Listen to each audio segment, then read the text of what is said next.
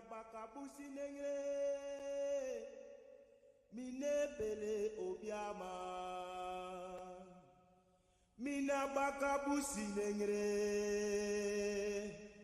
me fele sama mina bakabusi nengre mine pele obiama mina bakabusi nengre me fele sama mina bakabusi nengre mine pele obiama mina bakabusi nengre me fele sama mina bakabusi nengre mine pele obiama mina bakabusi nengre me fele sama mina bakabusi nengre mine pele obiama mina bakabusi nengre me fele sama mina bakabusi nengre mine pele obiama mina bakabusi nengre me fele sama mina bakabusi nengre mine pele obiama mina bakabusi nengre me fele sama mina bakabusi nengre mine pele obiama mina bakabusi nengre me fele sama mina bakabusi nengre mine pele obiama mina bakabusi nengre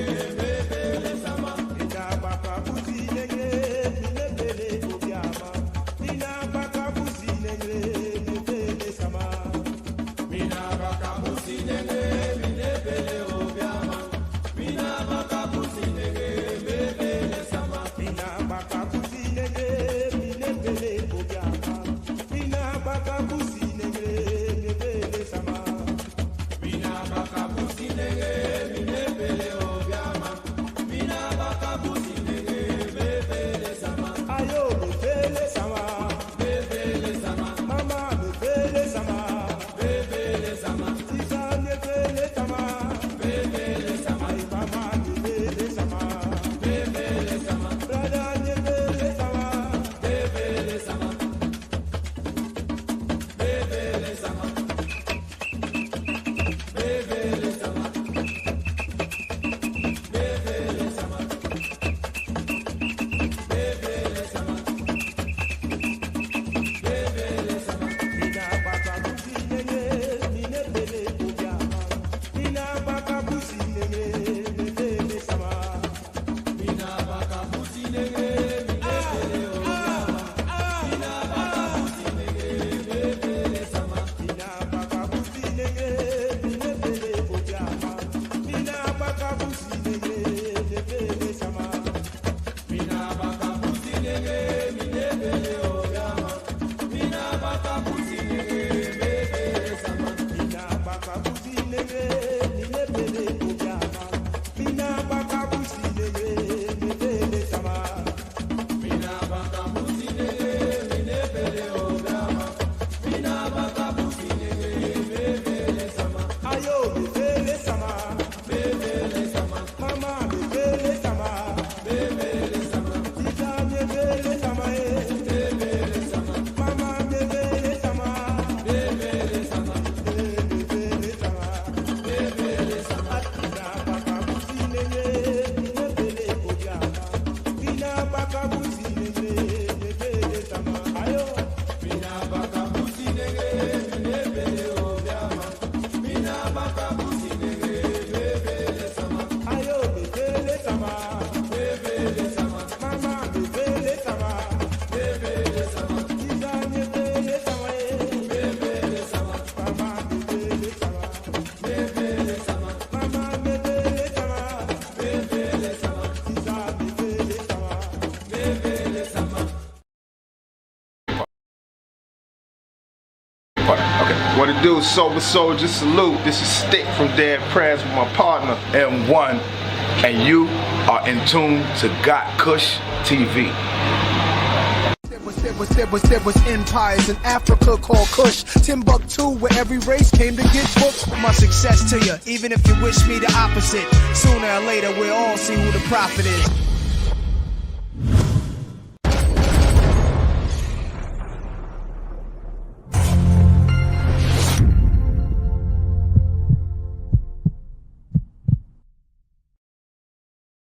Achomi na ajele gbojokwe, ni biane nyenkwo gotkushTV, nyeyiradon. My name is Na Ajele Gbojokwe, and right now you're watching gotkushTV. Thank you.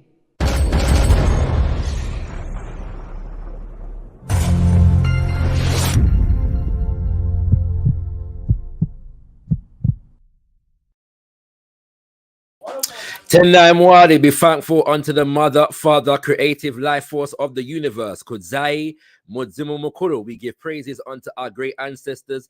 Abibi Tumi, Abibi Fahodie, African power and African liberation for all African people. Tendai Mwadi.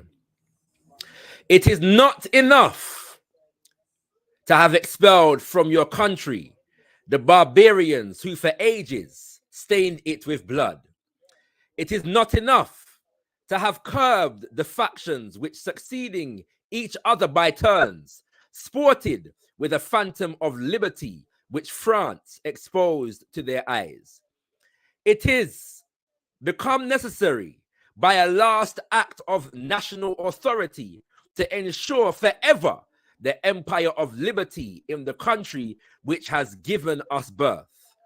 It is necessary to deprive an inhuman government which has hitherto held our minds in a state of the most humiliating turpitude of every hope of being enabled again to enslave us. Finally, it is necessary to live independent or die, independence or death, liberty or death, liberty or death. Let these sacred words serve to rally us. Let them be signals of battle and of our reunion. Aibobo, aibobo, aibobo. Word sounds of Emperor Jean-Jacques Dessalin's brothers and sisters. As we come to you, we stand with Haiti. We stand with Ayiti. We stand with Ayiti. Aibobo, bon combat. Aibobo, bon combat. Vive liberté. Abba, esclavage. Long live liberation. Long live independence. Long live freedom. And down with enslavement. Down with colonialism. Down with neocolonialism, brothers and sisters. Vive liberté. Abba, esclavage. Yes, indeed, brothers and sisters, we are in the building. We stand with Ayiti. My name is Brother Shakara, and this is gotkushTV. We welcome you to our second in our ongoing series, looking at our people in Haiti, standing with them, standing in solidarity with them, and detailing what we need to know and understand about the conditions in Haiti, both presently and historically, as well as into the future, brothers and sisters. Let me apologize for the late start. It was matters beyond our control. I'm not sure if it's COINTELPRO at work or if it was really a genuine, glitch, so to speak, within the technology, brothers and sisters. But we are here, and I want to thank you all for your patience. I want to thank you all for your patience in awaiting our arrival. Yeah, I assure you we were doing our best behind the scenes, but we are here now. So I want to give thanks to everybody who's in the chat at the moment. We have Brother Say Imhotep over there in Trinidad. Greetings and blessings, no stranger to gotkushTV. Sister Yema Ya is in the building. We got D Joseph in the building. Kamani Hibber is in the building. And the one and only Sister Michelle Ya Asantewa of Way with Words Publishing is also in the building. Greetings and welcome, my sister, my auntie. It's a pleasure to have you with us, in this particular conversation. We want to give thanks to all those who joined us yesterday as we were breaking down the growing situation of that many find, to be an optimistic one as far as our people in Senegal is concerned. If you missed that show, we encourage you to go and check out that show and learn as we were transmitting live from Senegal. We had a brother and a sister live from Senegal educating us about what is actually happening in Senegal at the moment, brothers and sisters. So do check out that show, and we're going to do our best to stay in tune with the African world. And we're doing so today If you have not checked out our interview with Sister Jemima Pierre, we also encourage you to do that, brothers and sisters. Yes, indeed. And we have more to come. We have more to come in our We Stand with Ayiti series, and more on that in the future. But for now, let us introduce our guest for this evening. And our brother has reclaimed an African name, and so from henceforth we shall be referring to him as brother Heru. Heru, brothers and sisters. He is the initiator of the Jacques Dessalin Imperial Institute. He is also a member of the Pan-African Society Community Forum, and I met this brother on the road doing the work. In fact, when the earthquake happened in 2010, our brother Keperu was a part of an organization called United Haitians in the UK, and they were dutifully organizing us as an African community in the UK to support our brothers and sisters in Haiti. I was there, not only donating things, but also at the, I can't remember where this was, somewhere in South London. We were there arranging, yes, all kinds of clothes and tins of food and lights and all kinds of different things, brothers and sisters. Our brother is a dedicated Pan-Africanist and also a son of the soil of Haiti, brothers and sisters. And so I would like to bring forward our brother Keperu to minister to you this evening. And greetings and welcome, brother Keperu Tendamwari. Tendamwari, brother Shakara, one et respect, à nous toutes qu'il a honor and respect to all of us who are here in the tradition of Haiti. That's how we start any gathering where we remember who we are. We say honor, and the people who know respond respect. Respect. Honor, respect. Merci en pile. Thank you so much, my brother. Really, greetings to everyone who is in earshot and who can see or simply hear us. Thank you all for humbly from my part and on the part of us in Haiti, yes, for whom I dare to speak, for having us here, because ever since I've been in this country, touched this soil, and certainly met this community, this African community, I've felt myself, along with Haiti, carried in loving hands. Yes. Never faltering. And while I'm here, I want to say a special greeting to Sister Michelia Santewa, who I heard was in the building, because she's part of that greater family that I've not been kept in touch with ever since I made the move here to Dover. And I need to, almost like the prodigal child, return to my family. And that's something I look forward to do, and I almost dread, because there's so much space, so much time. Yes. My PASCF extended family. That's something that I look forward to doing. Thank you. No, go ahead, my brother. Finish your statement. Yeah. Just I'd also, in terms of just introducing myself, it's a part of my life that I don't even, that I carry with me, but I almost don't think it's, or like it's emblazoned, but it isn't. I'm a son of Africa.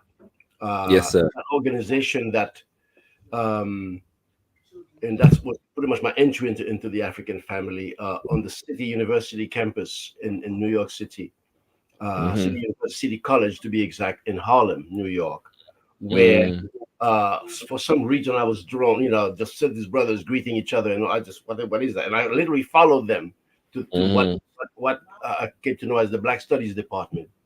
And okay. All of a sudden, I moved from there to study science to Black Studies, and science became a minor study, right? And Black Studies became my major study. And yes, sir. My mentors were Dr. Leonard Jeffries, Professor James Small, simply Brother Small. From here, professor, the tall one from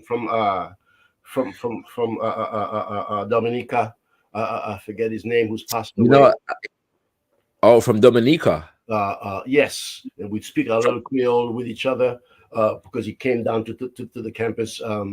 What's his name? Okay. He wrote Black Britannia, I believe. But no, all of those, my mentors, and of course, Okay. female professors, who I would drive Yes. around in the evening. At least one of them had trouble seeing in the evening, and so as a son of Africa, I'll drive when she had to go shopping, etc. So this is where I'm coming from. So Yes. my introduction to this family goes Yes, back. sir. Yes, sir. So yes, to the latest thing, which is the long, drawn-out founding of the Institut Imperial Jean-Jacques Dessalin, the Jean-Jacques Dessalin Imperial Institute, which to me is simply ancestral guidance, which I find that a lot of times I'm very much thick-headed to follow the way I should follow it, but that's certainly one of the directions.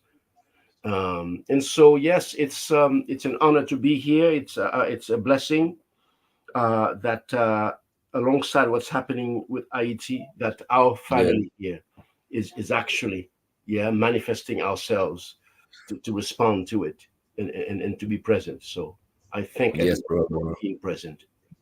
My brother, I'll be honest with you. I've been walking with the spirit of Haiti for the past few weeks, and in many different ways, and in a way, you it's like you kind of want to jump on a plane, and reach there. You know what I'm saying? That feeling. Right, and if I feel that way, I can only imagine how you must feel right now, but we take comfort in the fact that we all have our role to play, and that as long as we are playing our role, my brother, our people in Haiti and our ancestors are vindicated by the work that we do. And so we appreciate your presence here, because one of the things that we have to engage in is the propaganda war and the information war, because an information war is being waged against us at the moment, to disconnect us from the realities of what our people are facing on the ground, and the necessary solutions that we have to engage, in order to bring about true freedom and liberation for our people in Haiti. And so we're going to be discussing that with all of our guests, including yourself, this evening.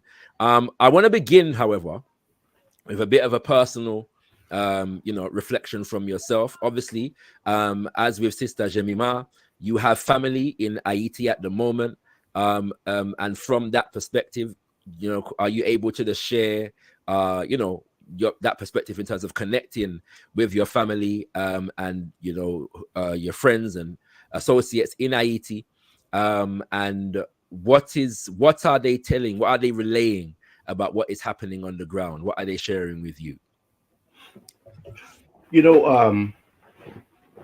Back at the time of the earthquake, I was kind of frantic not hearing from my sister, who's in Haiti, who's been residing in Haiti since 2008, or even before. And so I remember when I finally got to speak with her, and then the thing she was saying, Mario, the place smells like death. Smells like, and I tried to experience what she was telling me. And so, and I'm kind of taken back to that more recently, when she literally had to pack her things and run out of that area of Port-au-Prince, where we live, where she lives, where we live, and then just lock up the place as much as she could, and not knowing what she'd see when she gets back, because the whole neighborhood had to do that. People had to and take themselves to the countryside, to southern Haiti, where my grandmother lived, and my uncles, etc., are there, and their family. There weren't bullets flying, and there were people moving down. And I know some people within the Haitian community who left here, Haitian community here, who left, whose family had to do the same thing, because we were practically neighbors. Now, my sister's back to where we lived, except that that street is barricaded on both sides of the street. It's a short street, and there is an armed presence, a police, quasi-police, etc. neighborhood, because they pretty much know that if that were not there, they'd have to leave it and stay away. So managing to stay. So that's how that is.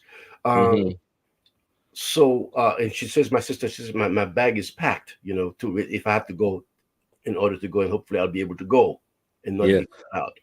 I have one cousin who was actually staying at the building of the institute that's halfway finished. Well, halfway in terms of, you know, all the outer doors are there and secure, etc. He caught a bullet on his leg, and this one happened to be a stray bullet. It was at the market, and eventually he just said, cousin, I can't stay here anymore. So it was an opportunity for him to use that Biden program, and he's off. So now that building, that first building of the institute, lies empty. Folks tried to get in, armed folks, but for whatever reason, and it was my very sister, church-going lady, and all that. But she told me, Barrio, these, you know, it must be the images of Ogu and Legba on that door that keep people from getting inside. For whatever reason, the spirits are keeping these people out of that building, even though they're trying to get in. Yes, uncle. We're getting. I just want to highlight what it is that you're saying at the moment, because when we say the Jean-Jacques Dessalin's Imperial Institute, I'm just emphasizing the fact that you are actually in the process of building this institute at the moment, and you're saying that it's about halfway done. Yes, well, it's not this. We're talking about Campus 1, which is the teachers' college that's integral to the institute. But there are other campuses being projected outside of Port-au-Prince, because this is the centralization of everything in Port-au-Prince is not for us. And so yes, the institute, the intention is to go from primary, lifelong education, from primary right up to university. But we're starting with the teachers' college. That one is located in that general area of Port-au-Prince that is very much now largely in the hands of armed groups. Right. And so, and I'm highlighting that as well, brothers and sisters. This is a son of the soil, who is building an institute, and the work of that building has been affected, by the current situation. These are real stories, okay? This is real life. This is personal, family, and it's also institution building, that is taking place as well, brothers and sisters. So there's many layers to this particular dynamic as it stands at the moment. I did interrupt you, so let me allow you to finish, Uncle. You were talking about the fact that the building has now been left basically empty. Yes, it's been left empty, and and to have to tell you the truth, my brother, my body's here, but since 2017, my heart has pretty much been out there. Yes. And I'm just trying to strike a balance between being functional here, because my family is here, my better half is here, you know, and she's loving and caring and looking after, and I have to, you know, play my role here. Yes, sir. But I have to tell you, it can be a struggle sometimes, because that feeling of dropping everything and heading down is always a constant thing. Of course. Yeah. So I mean, let's we're gonna touch on some of the present dynamics, and we're gonna go to 2017, because for those who are not aware, Brother Heru was in Haiti in 2017 for the entire year of 2017, and so we're gonna get some first-hand information and experience where that is concerned, and then we're going to come to some of the current issues in relation to what we broadcast yesterday in terms of the White House webinar on the situation in Haiti, and the geopolitics of that situation. So we're going to be coming to all those things. All right. So first of all, Brother Heru, as we know, the situation at the moment is that at least in Port-au-Prince, they say that the city has been overrun by so-called gangs. And we say so-called gangs because everybody that I know who is close to the situation has said we should be referring to these formations as militias.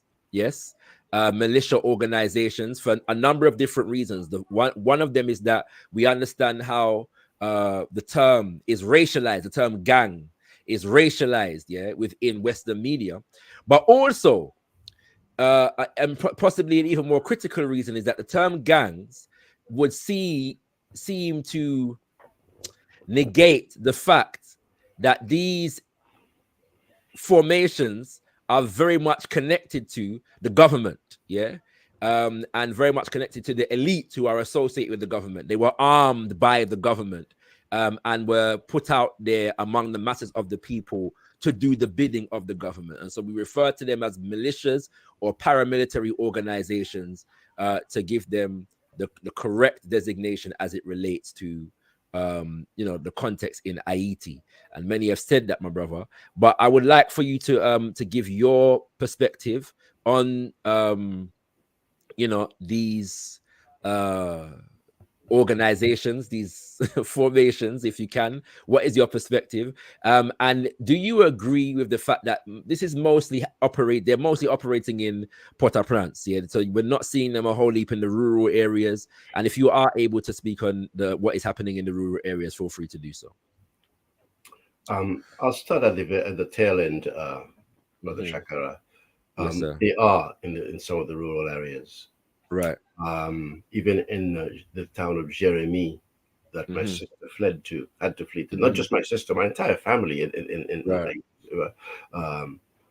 good 7 or 8 individuals had to, get themselves to the countryside. Well, I also have a cousin, a young cousin, very enterprising young brother, who's very much growing IT,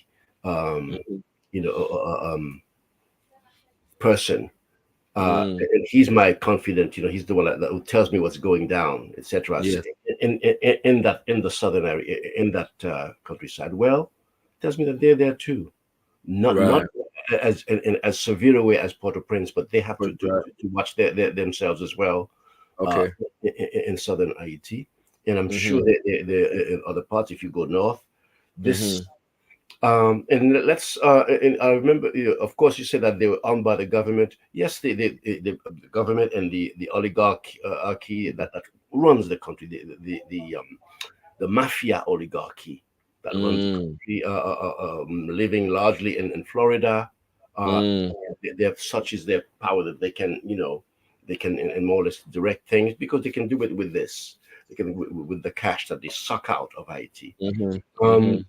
But let's be very clear about this. To me, they are entities of the U.S. government as well.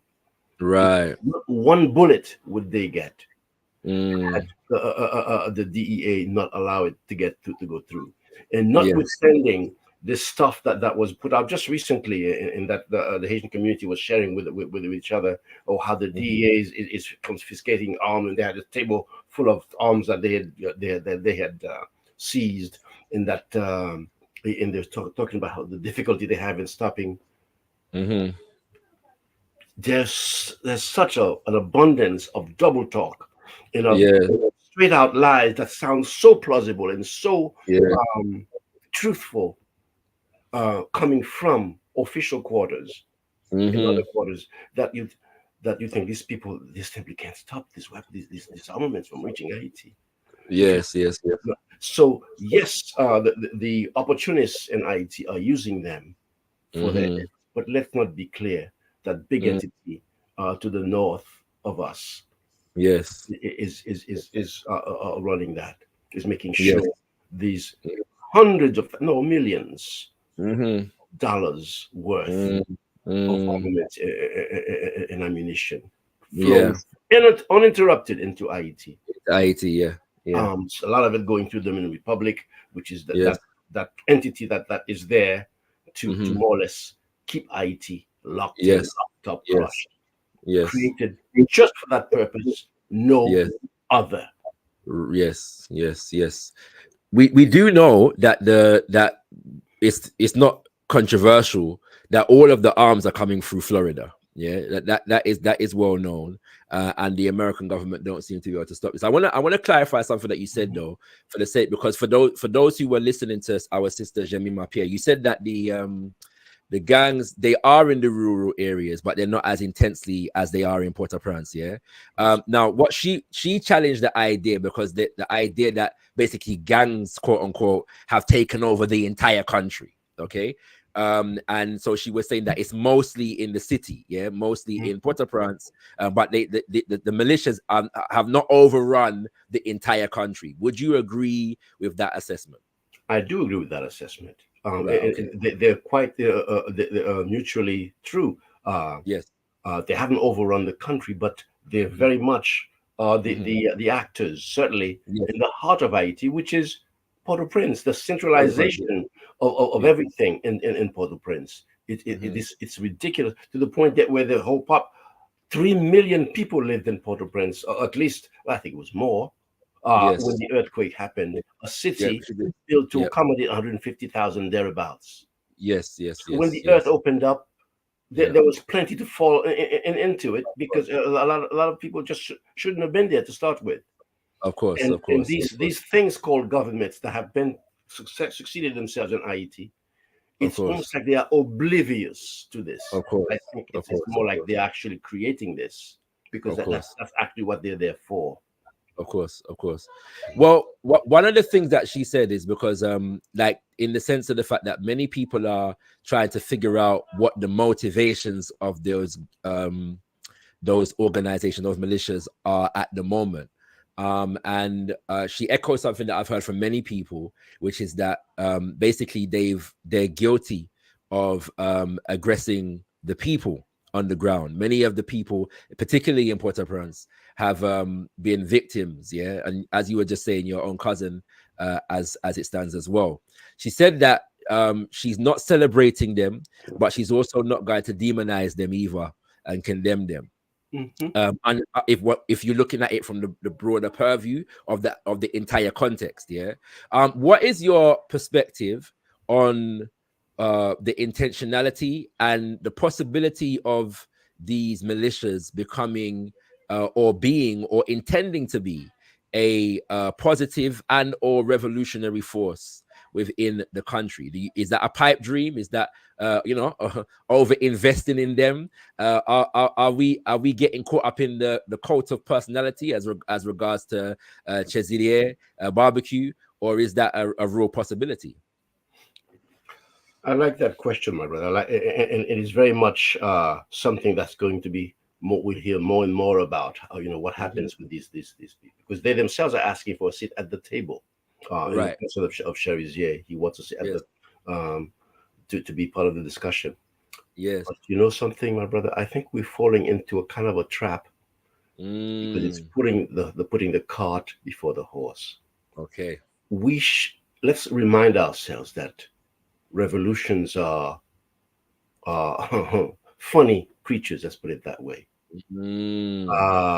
Some entities start out quite negative, and then for whatever reason, right, needs must, or some kind of necessity happens where they actually fall into line. They serve the purpose of the people.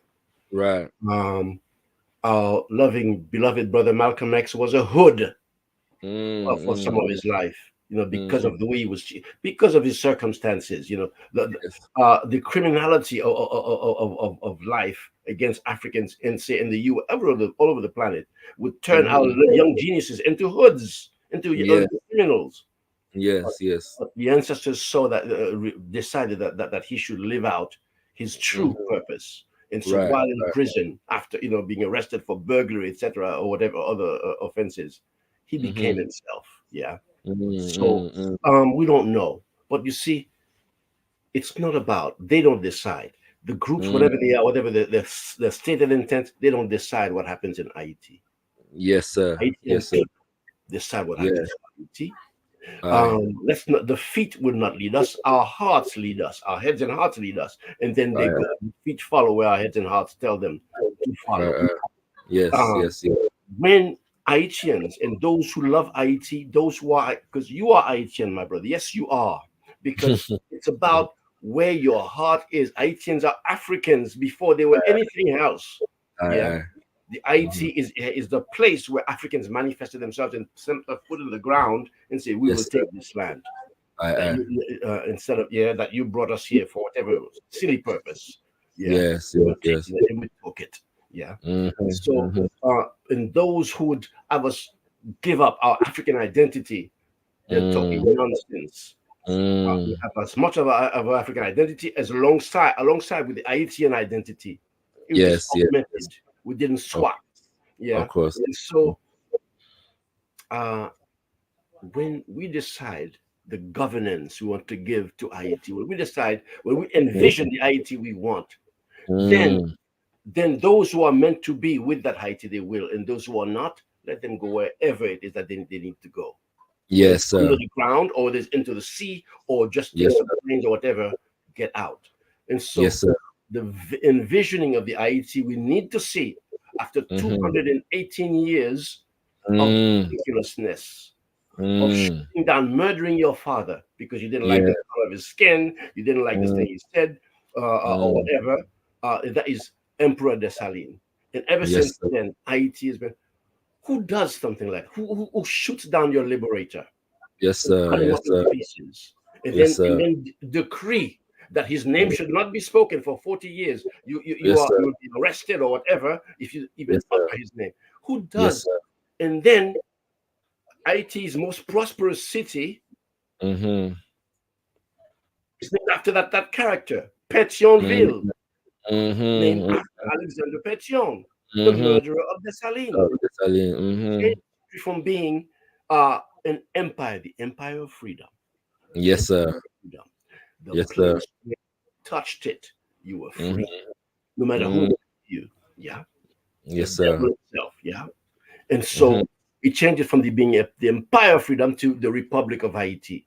Yes, sir. Republic behind, Republic like France. We want to end all of that, and that's what it was about. And that thing has been. That's who we've been for 218 years. That's what the flag of Pétion is what's being waved.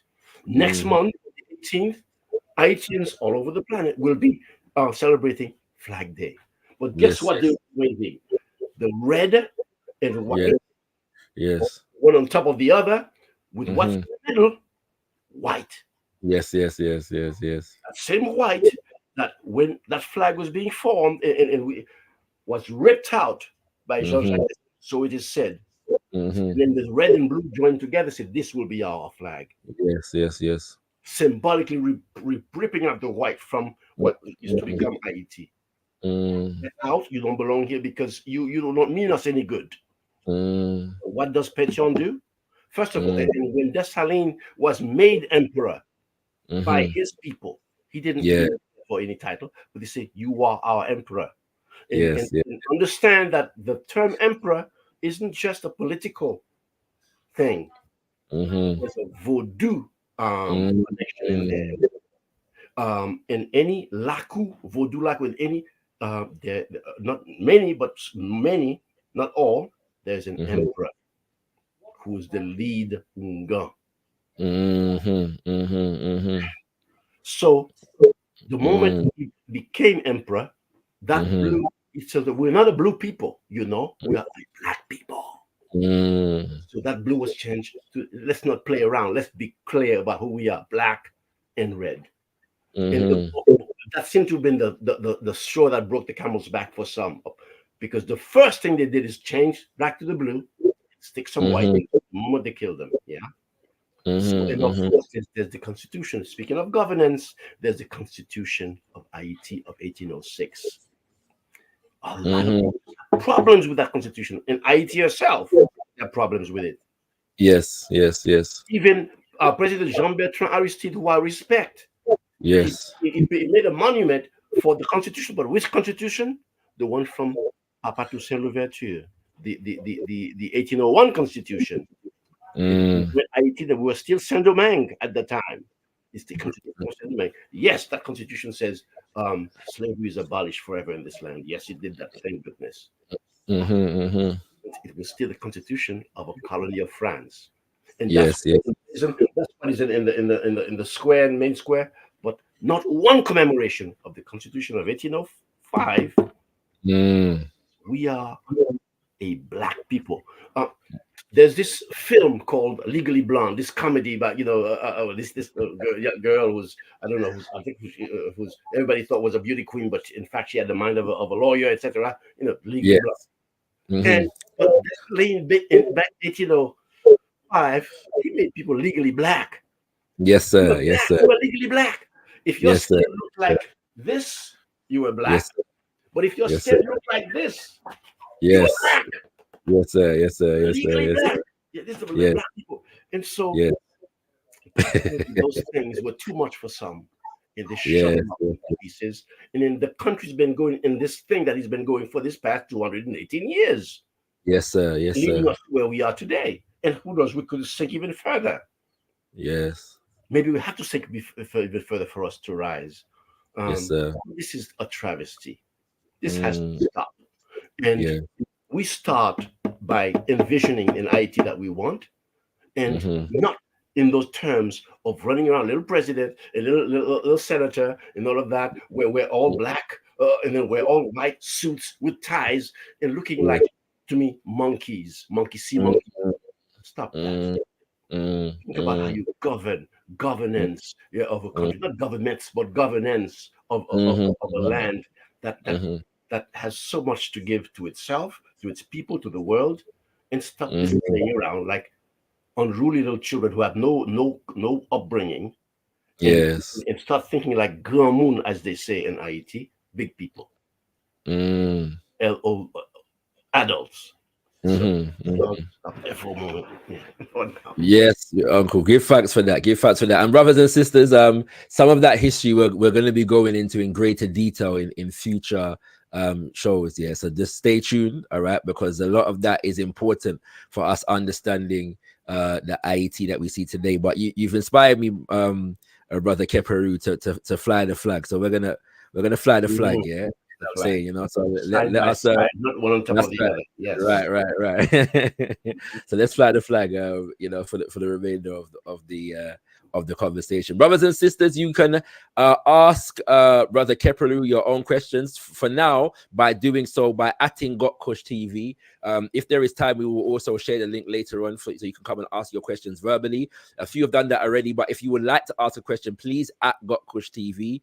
And those who have modded in the chat, if you see any questions as you've been doing so dutifully in previous shows, just repost them for me so I know I can see them and we can get our questions or your questions to Brother Keperu. Give him thanks for your answer to that last question, my brother. Now I want to get to 2017, yes, because that is prior. That the president at that time, if I'm not mistaken, was Moise, correct? It was.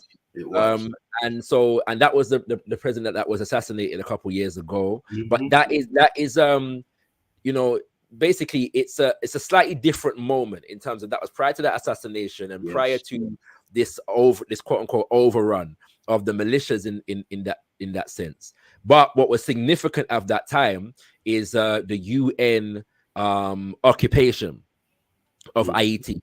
In fact, it was the UN and this core group that I mentioned in our stream yesterday that basically installed Moise, yes, as the president without really any constitutional viability in that respect. Yeah. But before we get to those issues, could you just give a reflection of what was the conditions on the ground in Haiti during your stay? You was there for the entire year, so just like what was the condition, what was the environment, and how were our people in Haiti responding and receiving the UN / US etc. occupation? Just prior to my movement there, to me traveling down there, it was around the time when the UN, through its Secretary General Ban Ki-moon, had put forward a really ridiculous, meaningless apology for having essentially, first of all, killed at least 10,000 Haitians, but the numbers are higher than that because they'll downplay the numbers as much as they can with cholera. That Cholera, yeah. they, to me, when somebody does things on a certain scale, and when you know that in a different circumstance they would not have allowed it to happen, to me there was no accident when you killed that many of my people. And you say, "Oh yeah, this thing got through this." How are you going to have a whole bunch of soldiers from a place that is that is besieged with cholera, that's suffering, and not screen them before you send them to another country? And then and you run their latrines almost right smack on a major Haitian river, so that their feces leaches into that river, and people downstream just are bathing, and washing, and some of them getting the water, the lovely water from the Artibonite River that used to be the river that actually fertilized that fed the rice plains of Haiti. Yeah, we produced all the rice and sold it all around the Caribbean and elsewhere. Yeah, but now since Clinton, all that stuff. But the Artibonite River and that thing, and then people just started to fall, not knowing why they dropped. And eventually, I think Al Jazeera was one of the journalists. They dug, they scratched. When they at the time when they did really good journalism, and they found that they were the latrines right there, leaching where they were into the river. And hurriedly, UN soldiers hurriedly trying to the shovel and but you could see the big trucks where they collected the feces and it's just crazy. Yes, and Kimoon, oh, we are sorry we did not help more. Not we're sorry we actually killed these people, that we actually brought the disease, but we did not help. Still to the very end never admitted that they brought this thing in. Yes. Sri Lankan, I think it was Sri Lankan soldiers. But it was around that time, and of course it was around that time when they had their special rapporteur who actually was putting it forward. Well, they couldn't hide anymore, so they had to make an admission after many years of symptoms. We just say there's no jurisdiction. You can't make it. We don't have to answer any accusations because there were cases being brought by another Mario Joseph, a lawyer who's come here some of the time, who was representing Haitian families, and so there was no compensation. There was this simply, and so it was 2017 was when they had to go. So they were wrapping up that particular mission, which called MINUSTA, except they were replacing it, changing the name with another UN mission called MINUJUST, and all kinds of. And their acronyms are meaningless. To get to know what they mean is like you're wasting your time and energy. Who are they? Why are they there? And they were in occupation, and this is an occupation. Haiti has been under occupation for a very long time. Yes. Certainly since throughout the 2000s up until right now, even and so now it's not UN soldiers, so it's now other men with guns keeping the people terrorized. So we have to step back as much as we can, look at a bigger picture. And so that was the time. And so the year Jovenel Moïse was, people were publicizing the election results before they were announced officially. So these were dictated results. And I remember even I at one point was being recruited to go on the observer to Haiti just prior to 2017 in December and November there around election time, to go and observe, because they wanted to make sure to make it look as legit as possible. Right. The US and the state, all of the actors. The core group, and all that.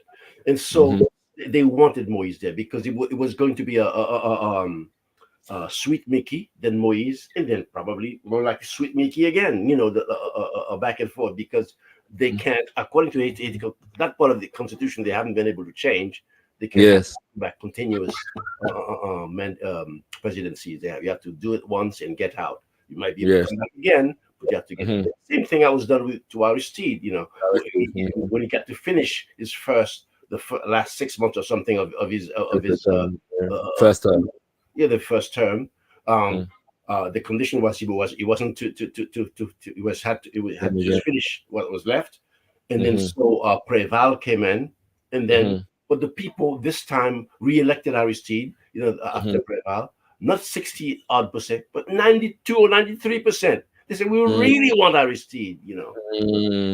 But that's what the CEO said. Oh no, it's fraudulent. No, we don't like it. And then in 2004, the centennial of the bicentennial of Haiti's independence, made sure they did it then to humiliate the country. You don't get to celebrate this of us.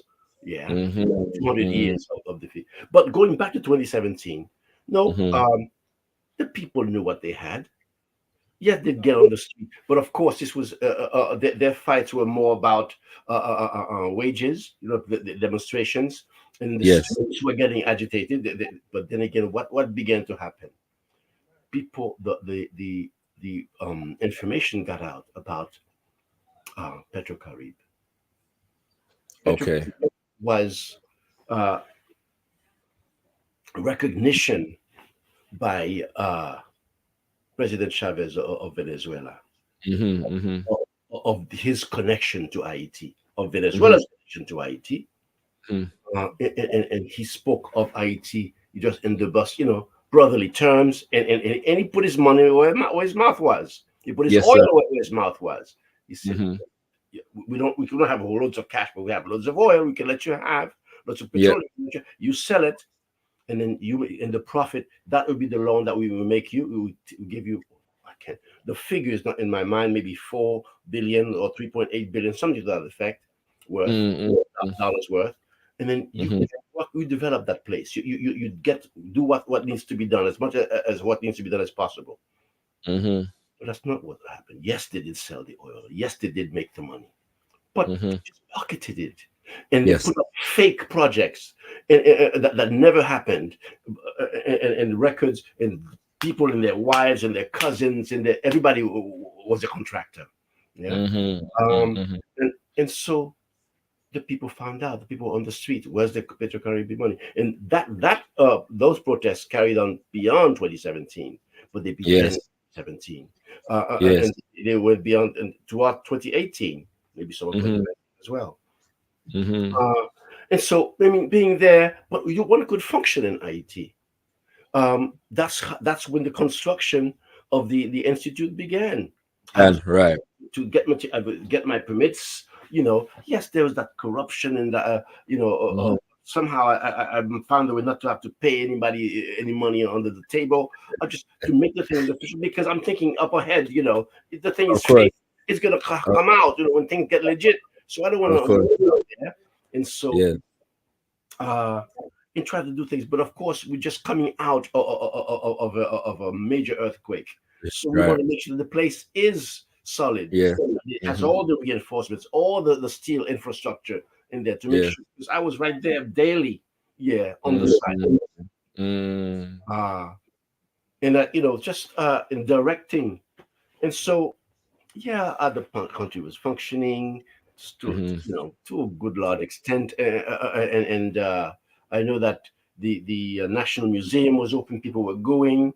In fact, and I was liaising quite a bit with Professor Bello, you know, because I was at the camp there as often as I could be in all the operations, etc. We were there. The birthday of the emperor was celebrated over that week-long celebration, or 2 weeks long, and I was there, and there was, and of course the state contributed not at all, almost. You know, it was maybe the local police station maybe sent a big bowl of soup or something like that, but there was it was all done by the volunteers of Fondation Félicité. Pretty much, and the people who believed in the foundation and the work of Professor Bello. Carried the big red and black flag, you know. And then there was a trip. We took a little trip. My first time visiting Gonaives to see the monument the Independence Monument, you know, Right. that I think those bronze figures, you know, Mm-hmm. of the independence. And then it looked, yes, and then directly from that, there's a major park with a big obelisk and different, you know, so there's, and yet the neglect was there. And Yes. I was shown the place where Empress Felicity was buried, highly neglected, you know, big pound of water built up and all that, and you know, and so just that, you know, you could, but you see, at least there was a sense maybe we we're going somewhere at some point, at some time. Yes. But then, but we knew what we had, and we should have known that, you know, the thing that you know, if Moise is there, just holding like a placeholder for the Mickey, you know, this is not going anywhere good, and it didn't. Mm-hmm. Because then that gang stuff didn't quite, you know, it was. I don't remember that being much of a presence. Oh no, A presence. Yeah. in fact, here's what it was. Mm-hmm.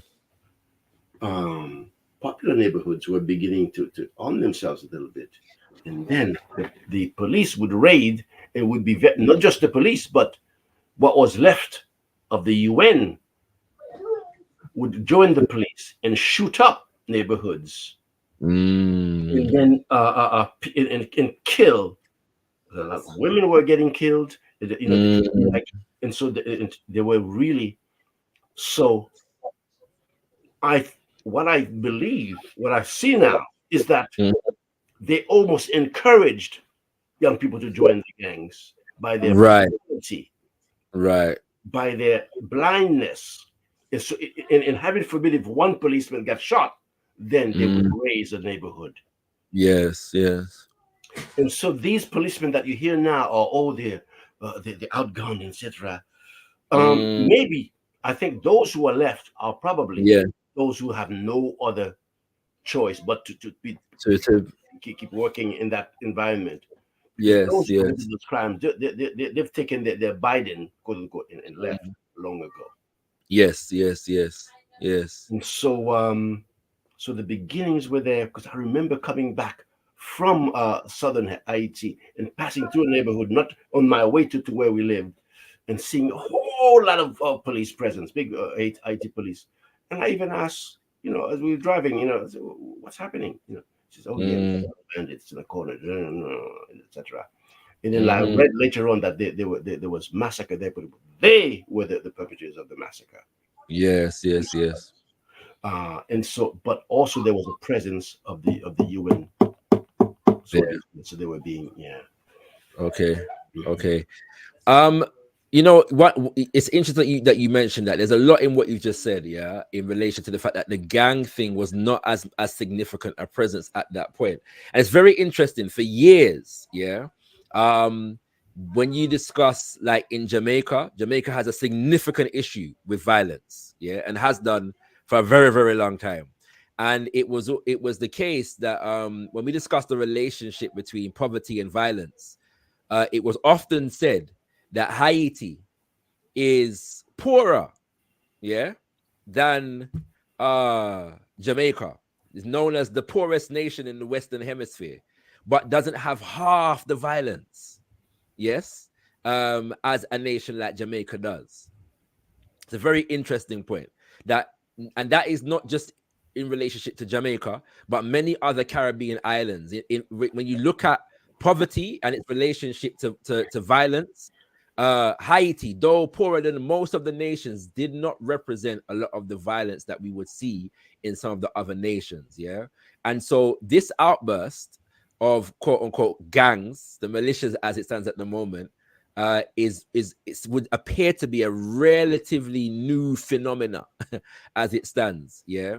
At the moment, it's a very important point. And the fact that you contextualize it in terms of the police and the UN actually terrorizing the people is one that, you know, is a point that we're gonna have to look into that some more as well, deeper in future shows. So thank you for that context, brother Pt2. Just in relation to the outside of that, because you said that if memory serves, we went from Sweet Mickey was 2011, and then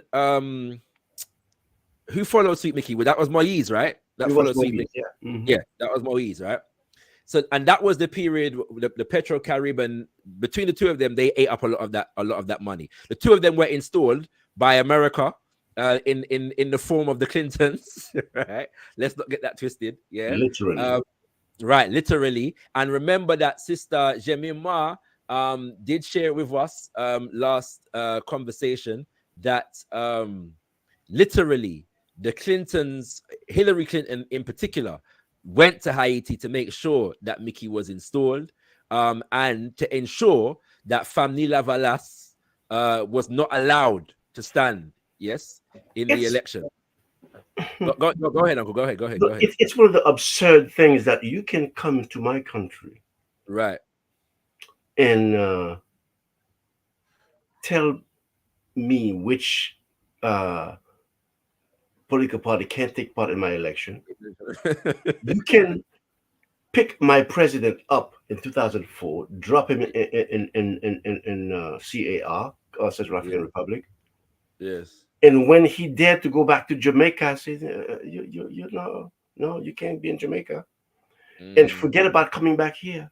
You can exile. I mean, it's just and I put all of that in context with yesterday's little pronouncement by the U.S. State Department, U.S. If it's this, just these people, they and my counter to that is that this is what they do. This is who they are.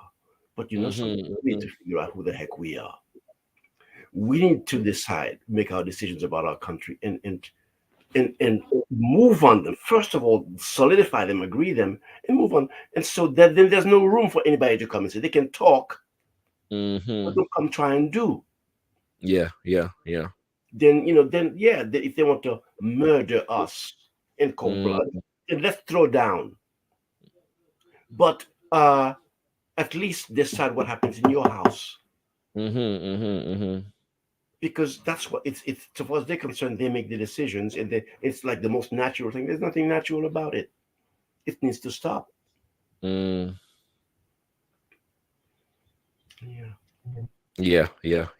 And was it Moise as well? Correct me if I'm wrong. Was it not Moise that there was some conflict with his appointment because he had not lived in Haiti for a period of time, and you have to have lived in. You can't stand if you haven't lived in Haiti for a period of time. I think he lived in Haiti enough. It was right. It was so-called Sweet Mickey himself, the Mickey that he slipped to Haiti. I remember saying this. It wasn't to gotkush, but it was to Galaxy that they slipped Haiti on Mickey. Yes, I remember. Slipped, which is a rape drug, which is what that is. In that, Right. Okay. No, I was because I'm wondering, because I remember seeing there was a contradiction, because I remember in that election as well, that's when Wycliffe tried to run, and he wasn't allowed to run based upon that law about, and yet Mickey was. Yes. So yeah, interesting. All right, cool. And so we're just looking at your reflections from 2017. Now we know that a few years later, a lot of mass protests began to flare up. And it just, was you seeing the signs of those mass protests and those uprisings in 2017, or was it it a quieter time? Okay, go ahead. I don't think we recognized them as students who were getting killed. So one student was run over, university student was run over by some kind of an official in his private vehicle. It may have been some kind of senator or some kind of somebody an official. And then they're showing their teeth, basically, because they're concerned they had teeth. And so and they were starting to show their levels of corruption, which we knew was there. But and so the disintegration certainly began around that time, even though I remember being interviewed at one point by TRT news. They sent, and she interviewed me, that reporter, and also the lawyer named Mario, who was representing the Yeah. families of the cholera victims. Yeah. Yeah. And then, yeah, they talked a lot about the minister thing. Yeah, the signs were there, but I don't. Right. We did not envisage that it would be like this. Right. Yeah. Understood. I believe that that interview that you did is actually viewable Yeah, on YouTube. on Yeah. YouTube. It was at one point. I wonder if it's still there or on some Yeah. kind of chopped up manner. But yeah. Right.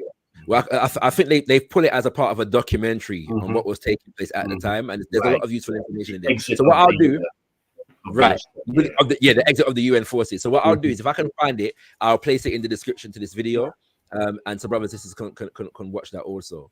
Yeah. All right, Uncle. Thank you for that background. Just one more question on your time there. Let's look at the institution, the institute itself. Yeah. And I just want to get an idea of because obviously you were building at that time. Just give us an idea of how that was going and how the people were responding to the building of the institute. Well, the neighborhood mocked in. Right. Yeah. In fact, a lot of our materials was kept with neighbors because we had to have hundreds of bags of cement. Right. And then our neighbor just, they just made the space available for us, not asking for anything in return. But of course, you have to, people help you, you help them, etc. Yes, sir. Yes, sir. Our supplies, our wiring, etc. And this was my first time, being part of something like this. This was like, off.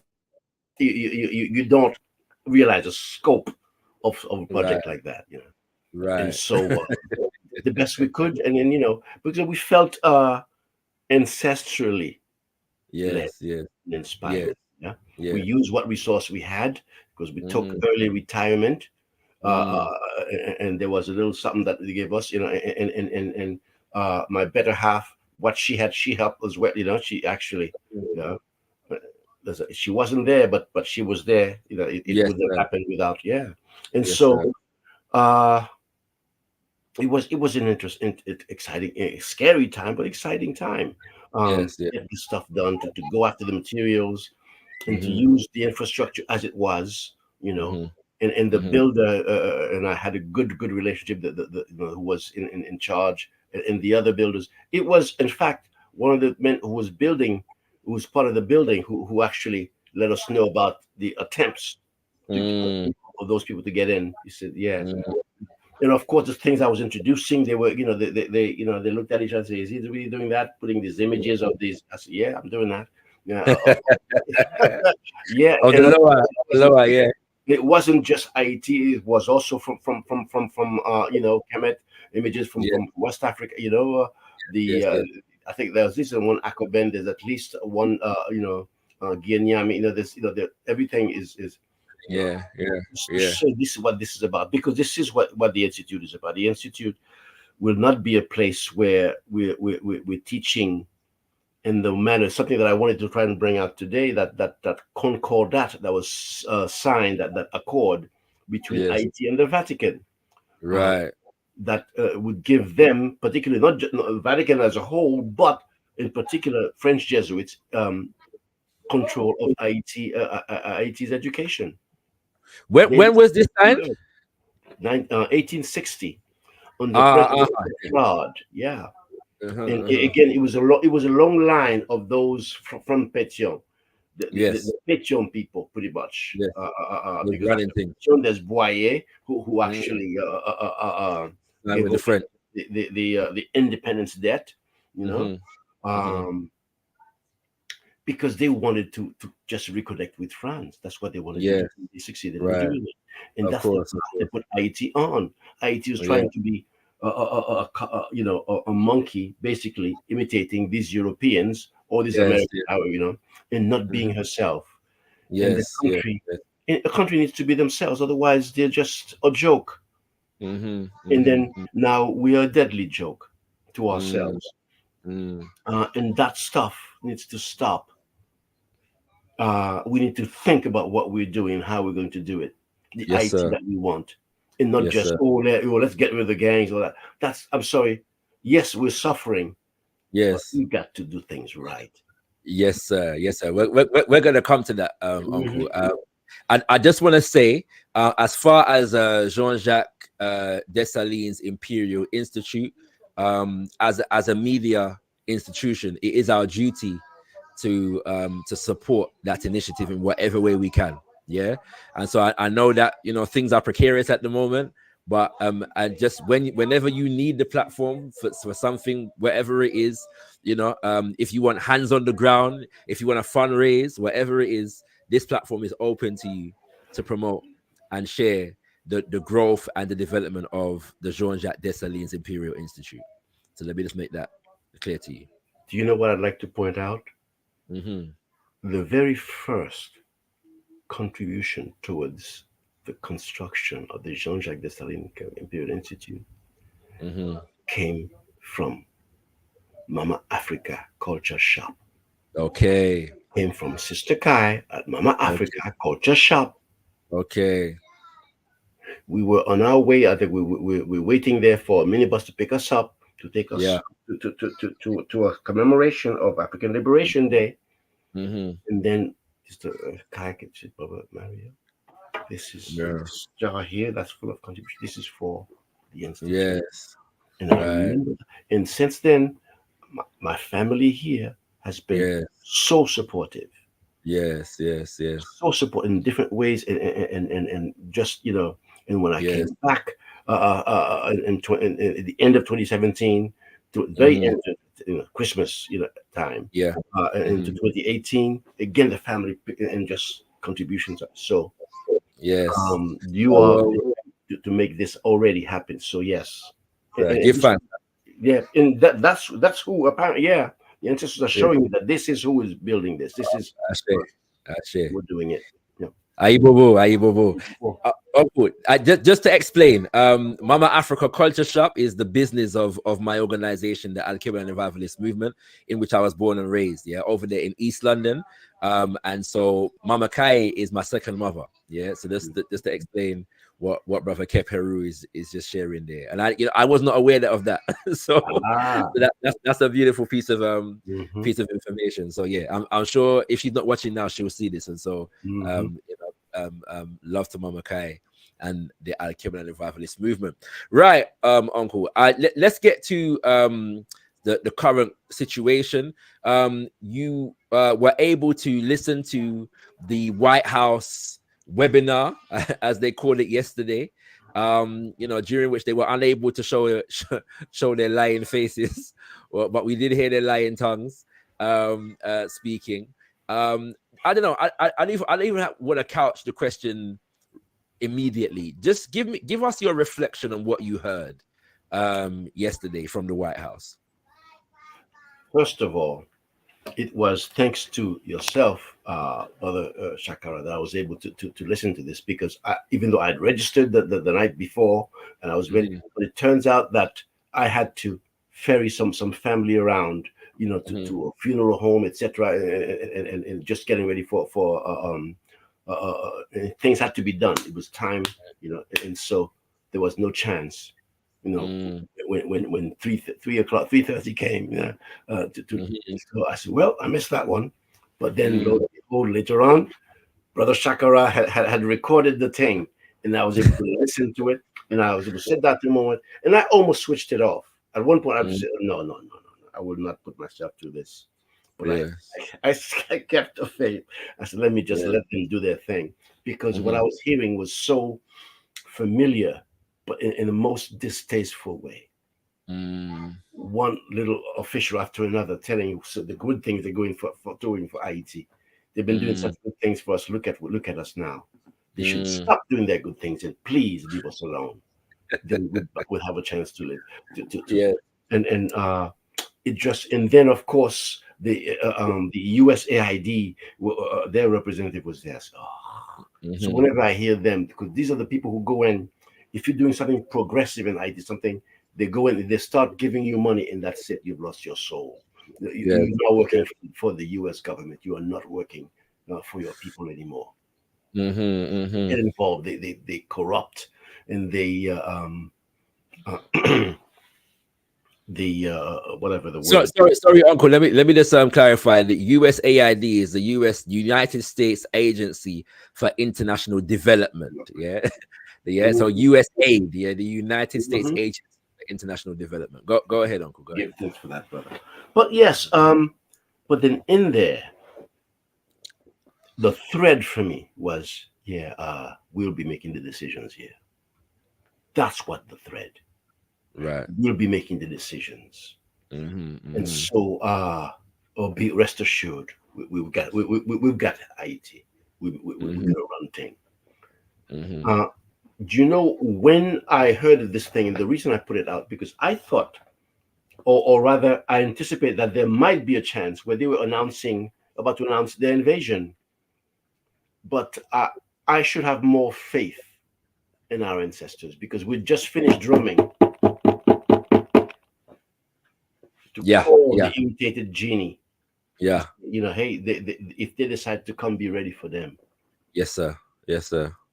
And so apparently they came, talking. They come bearing gifts. Oh, this many millions of dollars, this many millions of dollars to this, and but it all just was and I juxtapose that with that Biden, Senator Biden, 1994.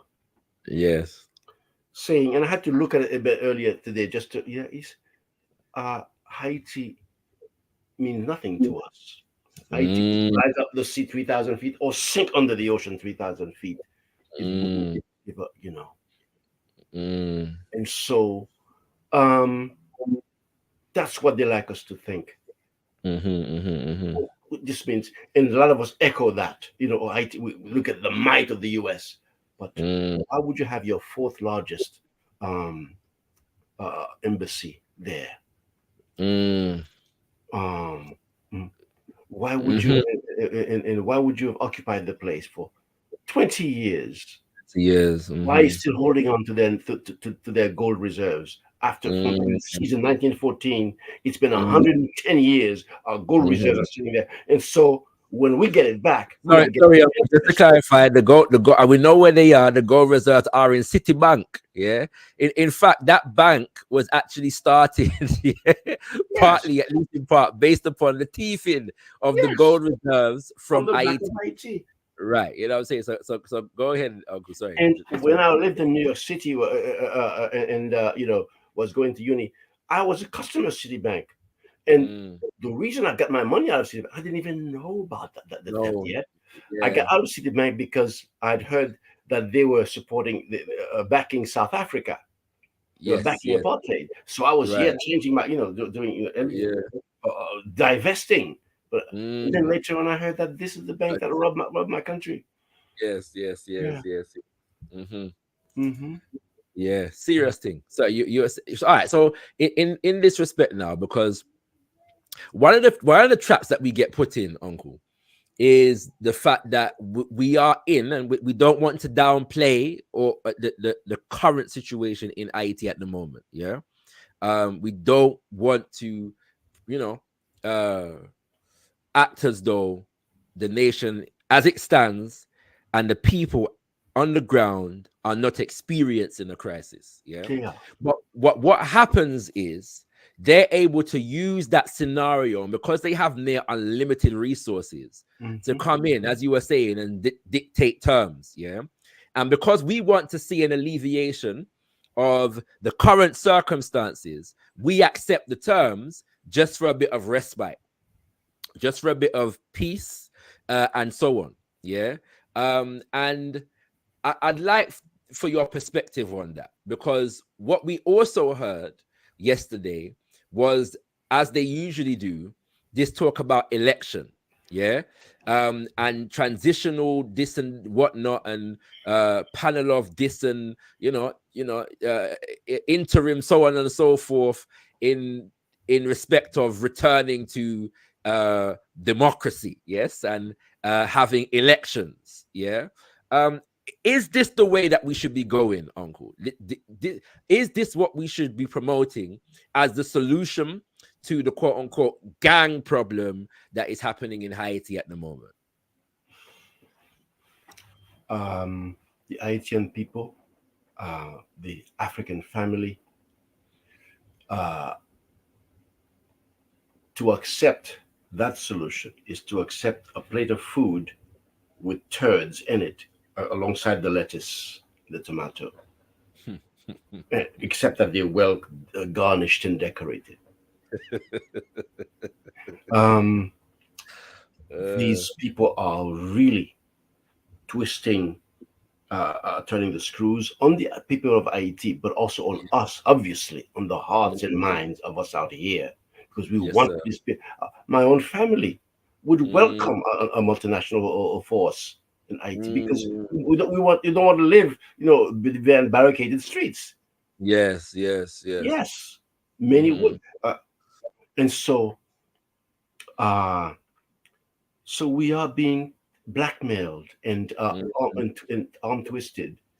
So really, we're being so the one reason we're having this discussion is to see past the mark. And so but we need to challenge these people back because at the very least, this panel that they're putting together, it needs to be rejected. Right. And then This is and those sorry. This is the CARICOM panel. yes, carry With who, carry when, carry who, what on my back. No, Haiti has been pointed out so many times. Professor Pierre put it. Haiti is the most populous country in the Caribbean. Haiti's population outstrips all the population of CARICOM put together. yeah, And yet CARICOM spits on Haiti, spat on Haiti since its inception. yes, Every once in a while, one of the leaders of CARICOM steps forward to try to bring Haiti into the fold, but most of the Haiti is being pushed. CARICOM is kind of a microcosm of the African Union. That reality that is disserving Africa. CARICOM is disserving the Caribbean region. Yes, sir. The Caribbean people. Yes, sir. And yes, we have these entities. We have them. Then we should, what we may want to do is try to take control of them if we can't eradicate them. Yes, sir. Yes, sir. If they're calling themselves ours, then let's make them ours for real. Yes, sir. Yes, sir. Because they're made up of African and people, but these so-called leaders that we accept, we give allegiance to, we give respect to, many of them are not worthy of our respect, of our trust, in the lives of our families in the hands of these so-called leaders. Why put your life in the hands of somebody who's clearly working against you and who's not carrying out your mandate? Yes. And so if they try to cow us, to try to bully us with soldiery and weapons and heavy-handed police, well, in Creole we say "faire couper faire," iron cuts iron. They're made. Yes, they may have. They're human beings just like us, and if they can group them together, we outnumber these people. We outnumber them. They count on our law-abidingness. They count on our decency as human beings. But we faire couper faire.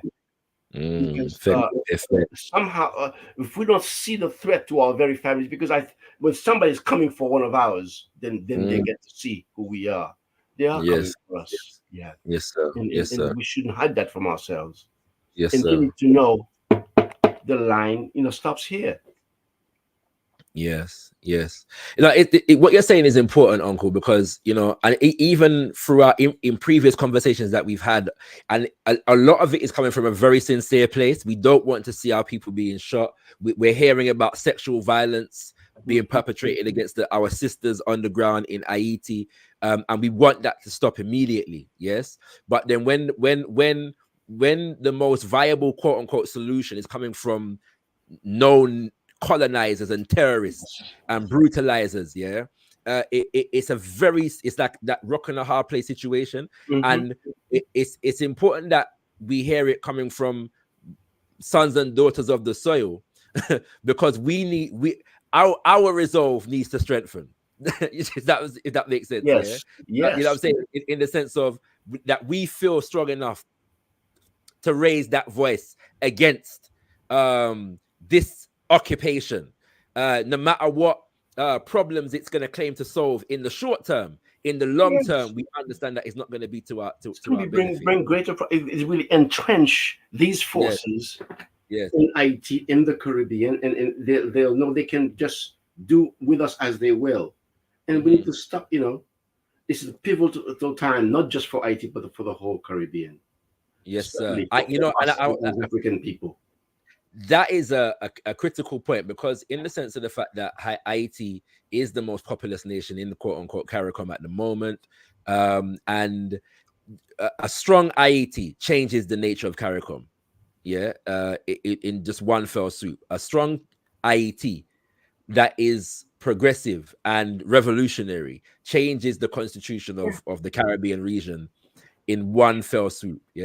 And so that's the reason why they have to ensure that the other nations are not supporting anything progressive as it relates to Haiti. And also, even many of the people, and we're going to be speaking on this more in terms of the migrants of Haiti to other islands and how that is being dealt with.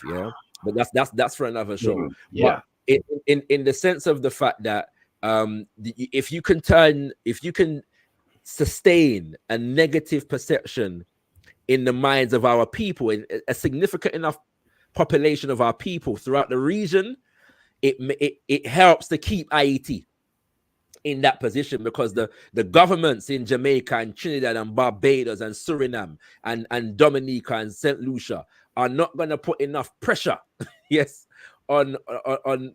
people are not going to put enough pressure on the governments to treat Haiti correctly and to do right by Haiti.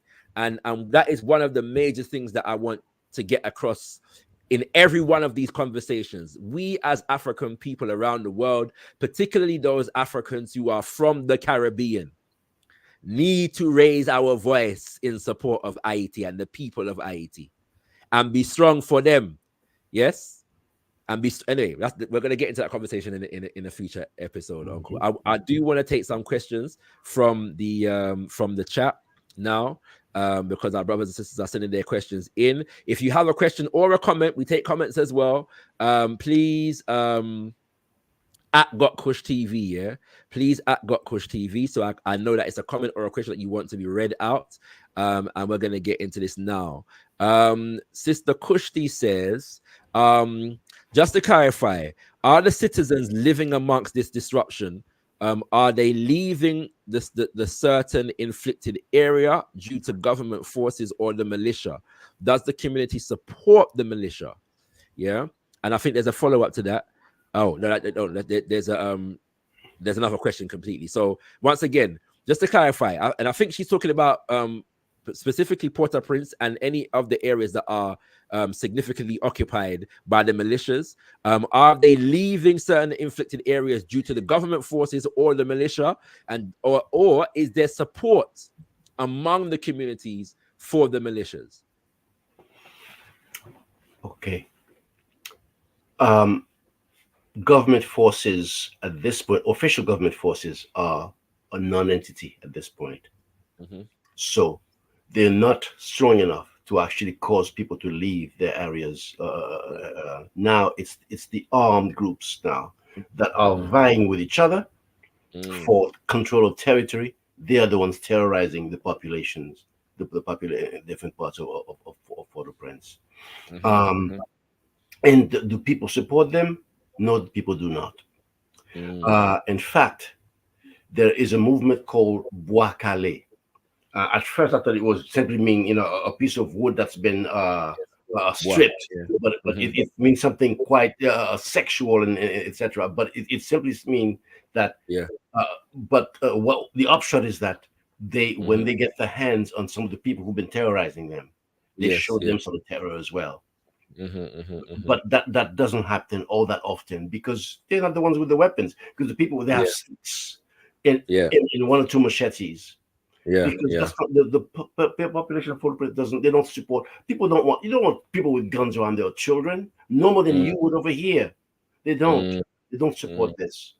In my sister's particular neighborhood, it just so happens that some of the police officers who are there are people known to the neighborhood, and so Yes. they live there, the family there, and um, so they're putting us up a stand. But in terms of a real functioning state, Haiti it's this that they use the thing failed state, blah blah blah, and other things. But I know every time they say it, it's either pure ignorance or deliberately paving the way for an occupation.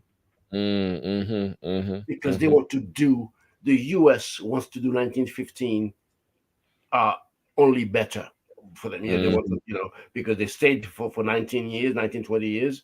They want they don't want to stay that long, but they want to do more, build their hotels, take over the place. Yes. Dig the ground to get out that iridium for their space age project. Get out that gold, get out everything they could get, the marble, the thing that is that mantra, poorest people, poor this and poor that, poor. Yet they won't leave us alone. We're so poor. It's not interesting.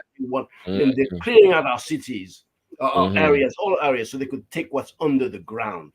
If we clear on that, then then anything else they say falls into the right perspective. We know what their end game is.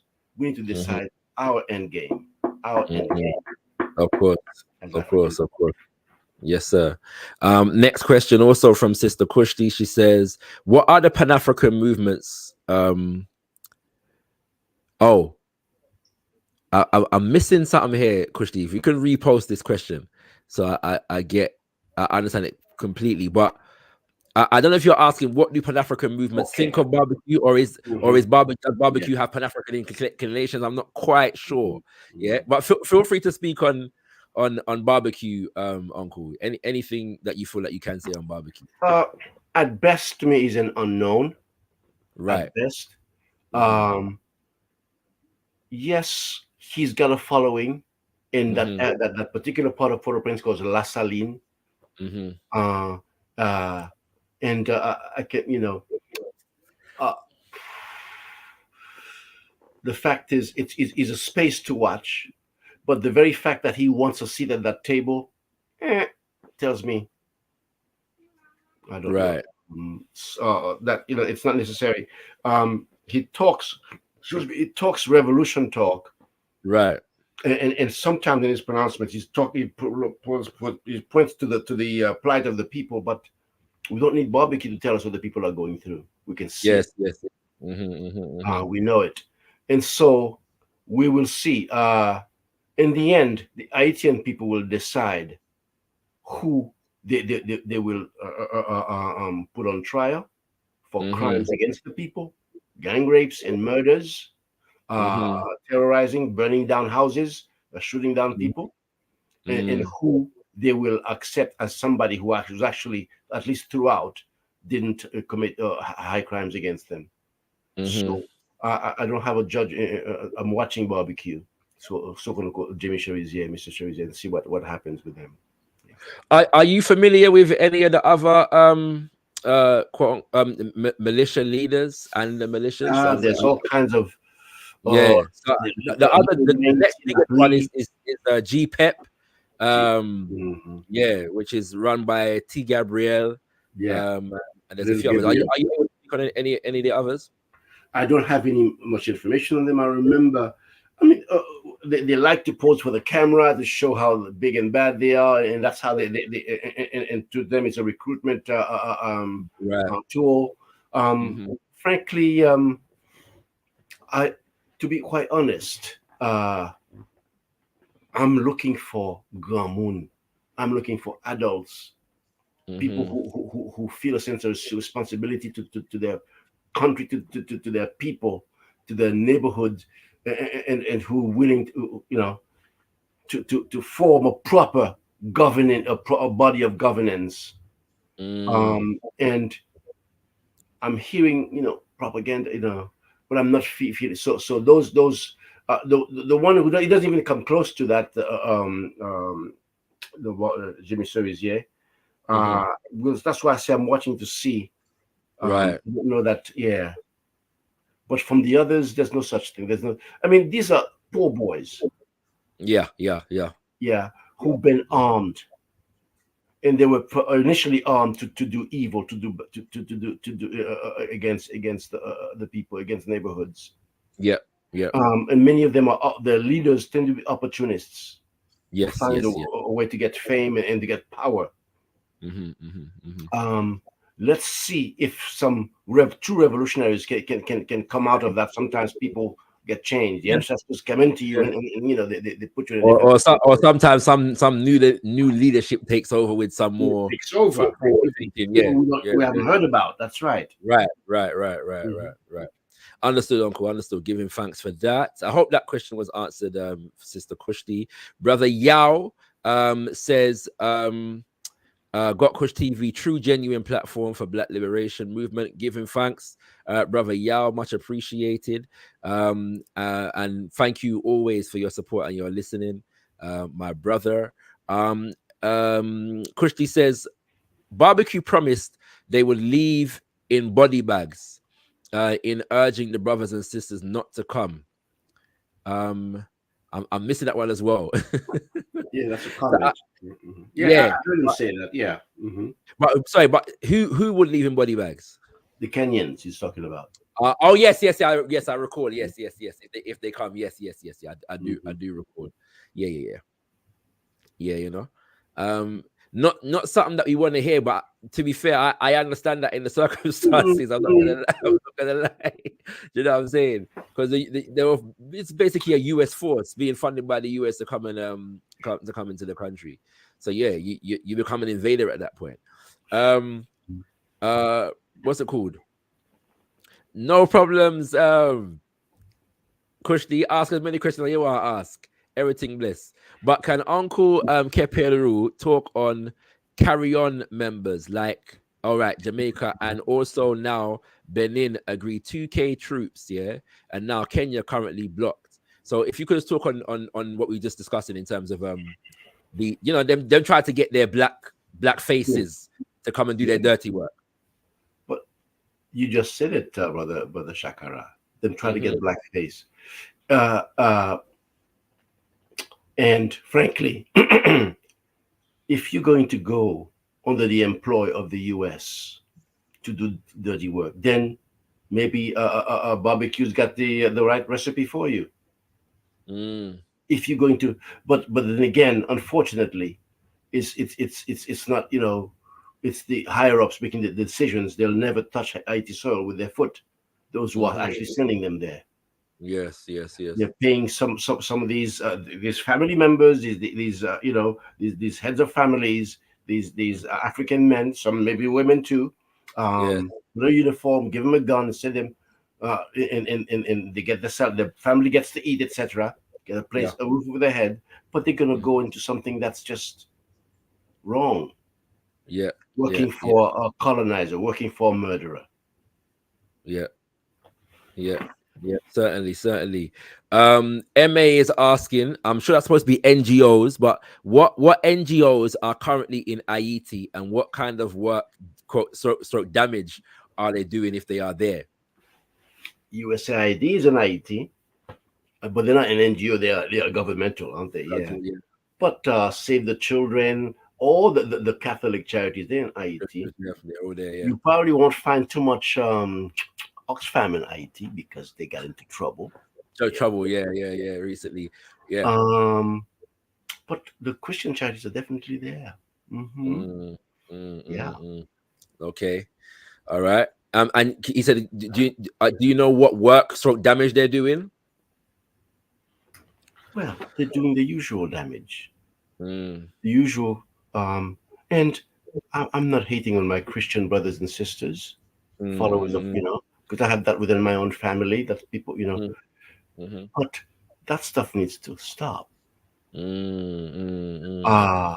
addling, to addle the mind and spirit of a people, to keep them from being themselves and use and then use their spirituality, and then against them. That our spiritual divine nature as Africans being used against us by they're feeding us fake food, fake spiritual food.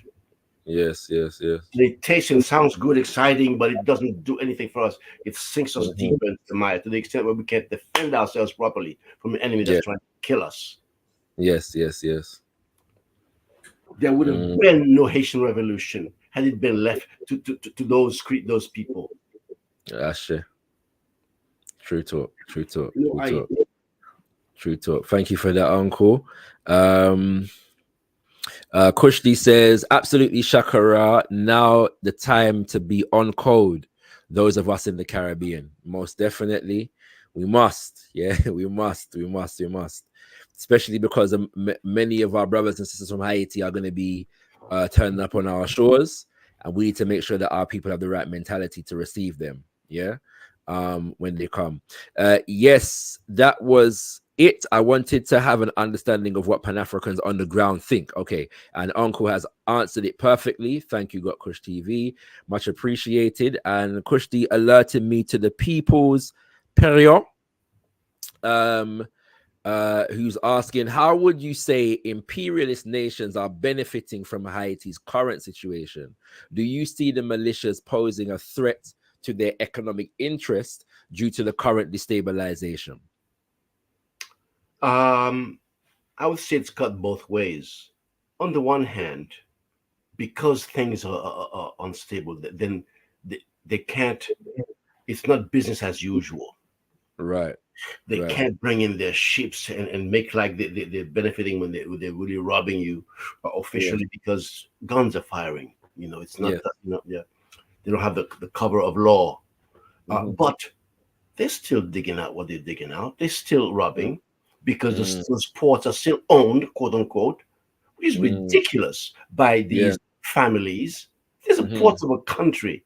How are you going to have that run by some privateers?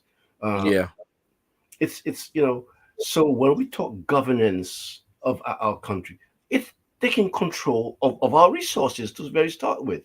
Yes. And then forming a defense force that's made of the people. Where the people serve their time in the military, get weapons trained, get combat trained on a regular basis from child. Elder. If you're an elder, you can still walk. You can be an advisor. You can take responsibility. You can So how many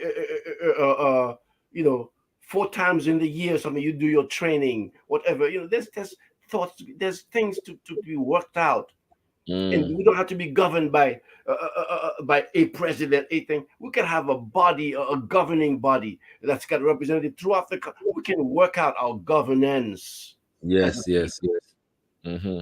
Not just in Haiti, but throughout.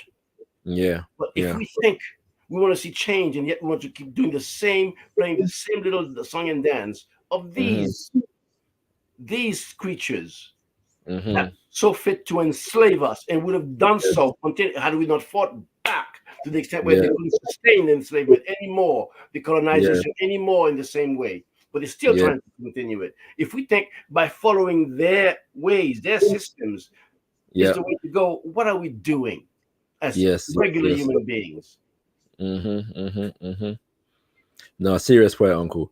That was the last question so far. I'll take a couple more if there's any, because we're going to wrap up the show soon. But I want to extrapolate on that particular point that you just made, Uncle, because one of the things that is difficult is when we're talking now, and we're saying that we can't trust the US, we can't trust France, we can't trust the UN, and so on. People are going to ask, well, what do we need to do? What are you suggesting that we do? Yes. And you were saying before we came live that we need to get off the merry-go-round. And that sounds like because we're analyzing a lot of the problems, right? And sometimes, wittingly or unwittingly, sometimes sincerely, sometimes mischievously, people don't see that the solutions are implicit in the analysis that we are making. So sometimes we have to make it clearer. And sometimes all of the answers are not immediate, but we just know what we need to do to get to the next stage. I don't know where you are at in terms of this complete picture, but what is it that you think our brothers and sisters in Haiti need to be doing, maybe are already doing, and how should we, as those in the diaspora, be viewing and contributing to the solution effort as it stands at the moment? If we're doing it in Haiti, I'm not quite getting the sense yet, but it may be that it's already happening. Yeah. We need to think about different way of governing ourselves, certainly Right. as a country in Haiti. Right. Because we collaborate with each other. We co-op. Haiti would not have a public transportation system had the people not put it. The people put it together. Put it together. Yes. Yeah. And the government came on afterwards, after to kind of tax them and all that. But the government didn't form Haiti's transport system where you take the tap or the camionette or the buses to go from city to city. Yeah. The people did it. Yeah. So if we can put together a transport system that actually works, yes. we can think about different ways of self-governance. We can we talk to each other. Neighbors talk to each other. We look in on each other.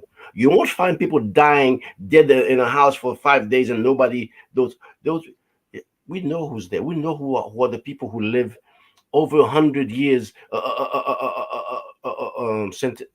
Centenarians. That Sister Baina Bello, that Professor has been form an organization just to find them, because they're there. The people been looking after them all this time. People been taking them to this lady here. She's 117 years old, and I had the honor of meeting one of these one of the elders, while I was there in 2017. My goodness, and she was so full of fire. Yes, jeez. And so we need to me. It's better than to have somebody present something to us. I don't have anything to present. Right. And sit down and what if we did we did that?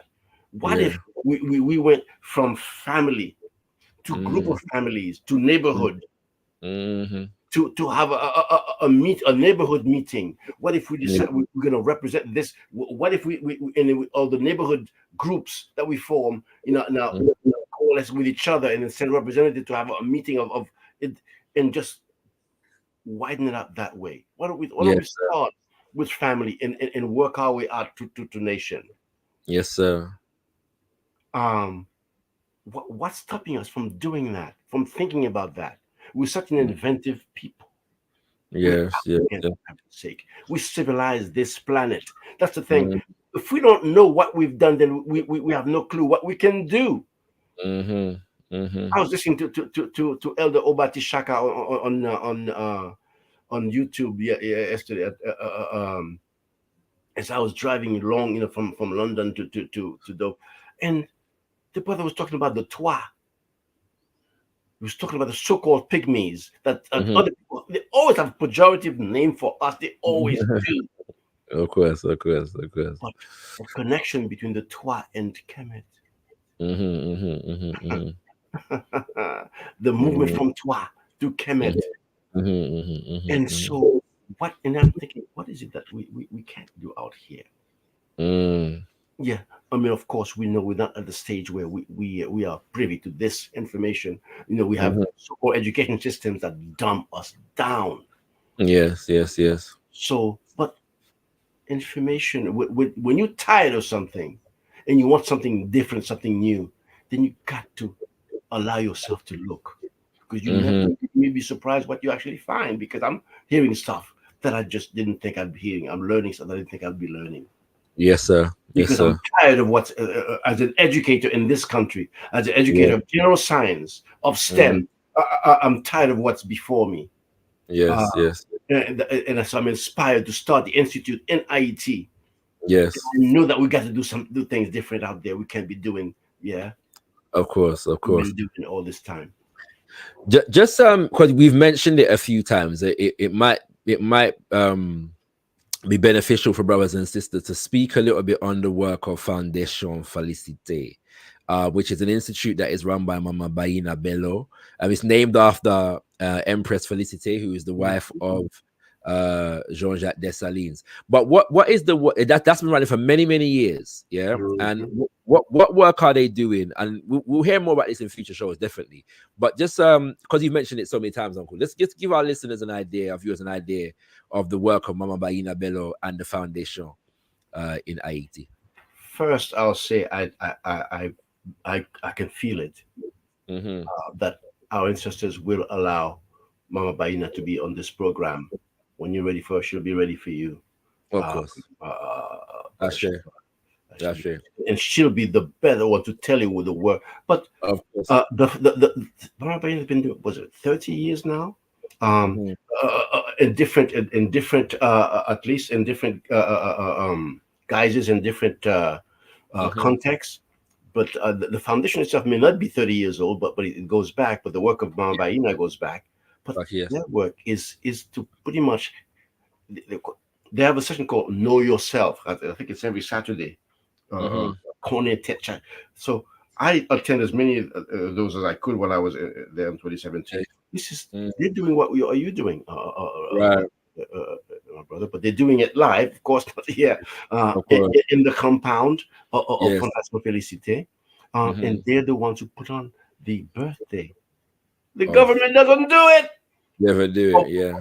Of Emperor Dessalin every year. They don't do it.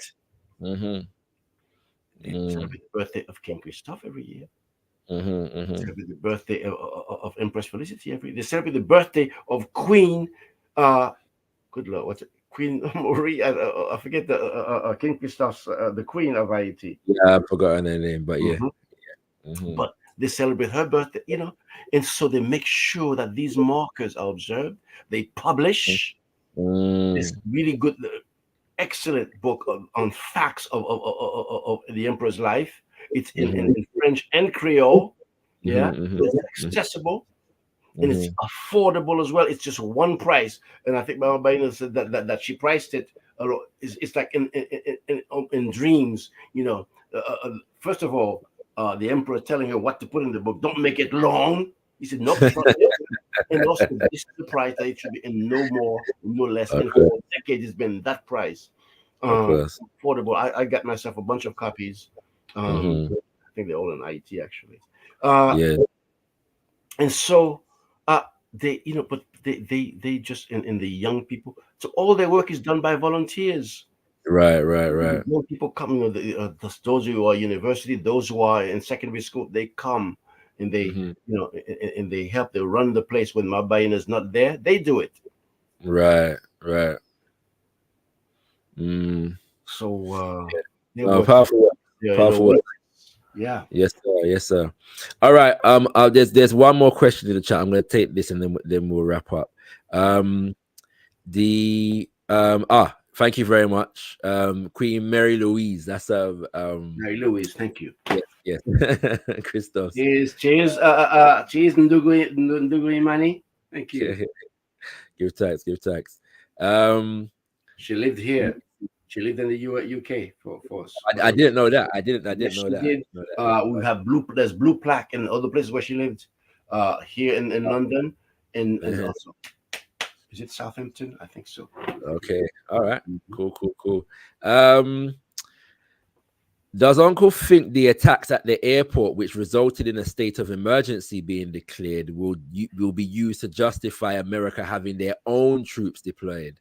As I have heard, they are. One second. As I have heard, they are. That's not finished. Oh. Okay. Well, yeah. I think you get the essence of that question, Uncle. Yeah. It's very likely the U.S. has troops in their oversized embassy compound in Port-au-Prince. We don't know how big a contingent, but they're there. My gut feeling, and we have to go by that. We have to go by. Let's not be a people who doesn't learn lessons from history. We have to understand that they may very well be looking for an excuse. Yes. To have a full scale invasion, Mhm. having pulled all their nationals out and all this, they're pulling them out all the time and all that. To me, that's just paving the way. And talking about gangs, that's pre-invasion talk, pre-occupation talk. So that's why when they said they were going to have a press conference, it could have been one of the things that they were announcing. We find it necessary to let our troops, blah blah blah. But they didn't do that. They're trying to, because apparently something is still keeping them from doing the worst, the unthinkable. Without hesitation, they brought their proxies, because the UN was their first proxy, the UN troops. Now they wanted to bring some black faces, make it really black, Of black course. looking, black paint, but black bodies. They put on. They want us killing each other. Yes, sir. That's why I say when Barbecue said he's going to send in body bags, that's my family. That's my African family that we're talking about here. But they're working for a criminal. Of course. They need to stop. And when our brother that you mentioned, our brother the lawyer, who's been fighting against that, it'd be great to have him on. Yeah, we're gonna work on it. Yeah, and to stop, because this thing that's happening, it's the African world that's waking. Yes, We have our brothers in Mali, our brothers in Burkina Faso, our brothers, our family. So this stuff is a part and parcel of what's happening. Yeah. Yes, sir. We need to join those. We don't need to be fingers anymore. We can be that fist. It's time to be that fist, that hand that picks things, that does things. Yeah. So this is, Brother Traore and those other brothers. That's just, to me, this, we might as well bring it together. Yes, sir. Yes, sir. Yes, sir. Thank you very much, Uncle, for that answer right there. We're gonna approach the close of our show now. I'm just gonna give you open space, Uncle, to just share any closing words of our viewers, our community, before we wrap up.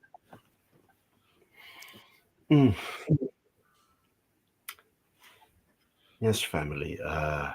First and foremost, to reiterate our humble thanks and we feel loved. And I want my Haitian people out there in all their suffering to feel the love they're getting from their family here in the UK and all those in earshot, because everybody who's listening now, well, suppose I'm concerned, taking part, asking the questions, taking the thoughts. This is love. This is African love of each other. And let that go to strengthen us who are in country, to use that military term, the U.S. military in country, troops, to strengthen us in those difficult times where you can't get enough to eat, where the price of things, even when you get it, is astronomical, where you don't know if you're going to get hit with a bullet, where your house has been burned down, where heaven forbid, some evil possessed people are doing evil things to members of your family. So let's give them that love. Let's send out love waves to them. At the same time, let us envision the Haiti, the Africa, the African world that we want to see. Let's bring out I say the warrior spirit, but the warrior mother, warrior father, warrior brother, warrior or sister. Let's bring the protective and the steadfast spirit. And we're not going to take anything less than our full humanity. Yes, sir. We're not going to allow any creature out there to deny us our humanity. Yes, we're sir. Claim it for our whole African family, from Haiti to Gabon, from Haiti to Burkina Faso, from Haiti to Senegal, from Haiti to South to Azania. Forget about this South African nonsense. Yeah, everywhere. So from Haiti to Kemet and let's just say enough of this stupidity is enough. Colonization, exploitation of all kind, dehumanization. Get that stuff out of our face now. Yes, sir. Yes, so sir. We're not a hateful people. We don't care about people telling us hate this and hate that. We're loving people. But love is all love does is love sometimes draws a line and say no, here and no further. That love that we show to our children, the those we love, that yes, I will take that bullet for you because you're everything to me. Let's show that love for each other. Let's feel it first of all. Let's because then that's the stuff that all the silly evil stuff can't defeat. Yes. Because that nihilism that is all around us, that destruction for destruction's sake. People who don't know what to do with themselves anymore. Yes. Now they come at us and they want to even destroy our home planet. Get them out. Seriously, bring up the powerful love. Yes, sir. As out to just clean things up. Yes, sir. Yes, not sir. let them intimidate us with their weaponry and their blah blah blah, their bluster. Let's bring out the adult, the grand moon. Yeah. Yes, sir. Giving thanks, Uncle. This has been a powerful conversation, a painful one in some respects, but a beautiful one nonetheless. Because when we can connect like this, is very beautiful. I hope that brothers and sisters have gained a lot from this conversation. Please give me the Black Power fist in the chat if you have gained something from this conversation. And what I appreciate about it most, Uncle, is the insight that you've been able to give us in terms of our people on the ground, in recent weeks, as well as a few years ago in 2017. Yeah, and that's very important. We can go through all of the political analysis and what institutions are doing what, but it's also very important, just as important, brothers and sisters, that we connect with the direct experiences of our people on the ground. Yeah, that we connect with the minds and the spirits of our people on the ground. And Uncle Pt2, you have given us the opportunity to do that this evening, and so we are eternally grateful. Yes, we are eternally grateful for you, and no doubt we'll have cause to call upon you again to share some more with us as we continue to sojourn and the situation in Haiti continues to unfold. Okay. In fact, Uncle, I'm going to ask you one more question, because brother Yao has said something in the chat, and one of the things that has been keeping me connected is just listening to music from Haiti. Yeah, I just love African music from around the world, but Haiti music I do love, and I've been listening to Haiti music consistently.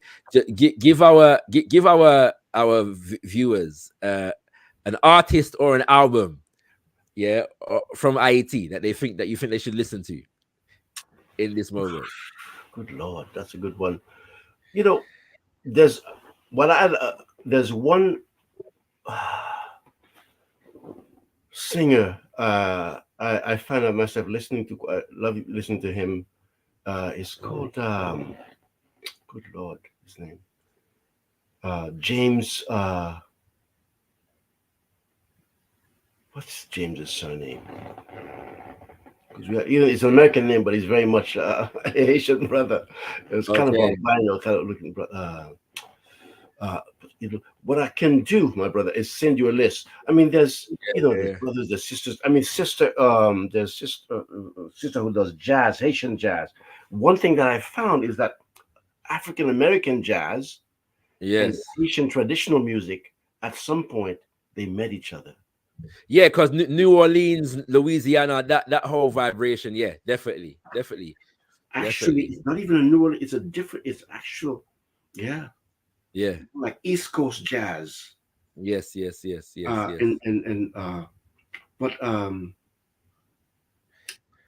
the name, I tell you, I'm getting brain lock, my brother.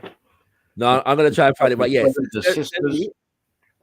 And I will definitely share. I'm thinking. I will share them as soon as the program finishes. They'll all come flooding back, and what I'll do is I'll the sister that you're talking about is not Malou Beauvoir. Malou Beauvoir does great work. She does. The sister Malou Beauvoir, she does, and she sings Creole. She get the English in there. What's her name? Pierre. What's her name? What's her first name? Pierce, the surname. Something Pierre. No. We'll figure it out. We'll figure it out. Yeah. But yeah, do send me. Manu is definitely one. Yeah, Yes, and of yes. course, to me, that traditional, that voodoo connection, almost it's got to be there for me, to be honest. Of course, Music, because I think a lot of our power is in there. Yes, it's really yes, for us yes. to tap it when we're ready. Yeah. Kushti's asking if it's James Jermaine. James Jermaine, thank you. Ay. And James, what he does is he doesn't stick in. He travels in the continent quite a bit, especially in the Western, and he brings some of the instruments. So you hear the kora in some of James's music. Right, But right, that voice, right. I remember playing some James on a brother on Haiti radio, and then he just like, whoa, he was blown away. But yeah, okay, so all right. Well, that one's a new one for me. So I'm gonna check out some James Jermaine this evening. But it's all in Creole, though. Oh my goodness! So no, that's let's connect with it. Every now and then, sometimes that I might get a song that I particularly connect with. I've been doing that with with Bookman Experience. That Creole is getting good on your part, my brother. I'm hearing that Creole from Brother Shakara now. Let's get that Haitian. Small. But yeah, Eddie Francois. You know what I'm saying? Those, but every now and then a particular song will connect with you, and you may be able to find translations of the lyrics. So do your due diligence, my brothers and sisters, because sometimes and when a particular song connects with me, oftentimes when I check the lyrics, I know why that song was connected with me. You know what I'm saying? So yeah, it's a beautiful that's a beautiful note, to end the conversation on. So check out James Jermaine. That's Uncle Keperu's recommendation to connect with our Haiti music. Say that again. Buyu, Buyu, and then the surname is Ambrose, but Broise. Buyu Ambrose. Buyu. Spell the surname again. Buyu, and then the surname is Ambrose, but that Ambrose is not Ambros, it's Ambroise. Okay. He's all instrumental, and he gets down. Yep. All right. Okay. So we got this one as well. Buyu Ambrose. Yeah. That's the one. Okay. Yep. All right. Okay. So we're gonna get it. All right. Cool. Give it thanks for you, Uncle. You've been a gem and a treasure for us, and we send you strength because I know that this must be a testing time for you and your family. So we send you love and strength, to you and your entire family. And know that we are with you all, as the people of Haiti. We are with you all, Uncle. So give thanks. And we'll connect with you again. All right. Aibobo. All right. So brothers and sisters, that was Brother Keperu connecting us with the spirit of our people in Haiti. And yeah, my brothers and sisters, this is a very touching and a very moving conversation for me personally, and I trust it was for you also. Want to let you know that our next We Stand with Ayiti will be taking place on Umoja Day, Sunday, the 28th of April, and our guest will be Mama Ezilidanto. Yes. And believe me, you do not want to miss that conversation. Mama Ezili is one of the leading IT activists in our global African community.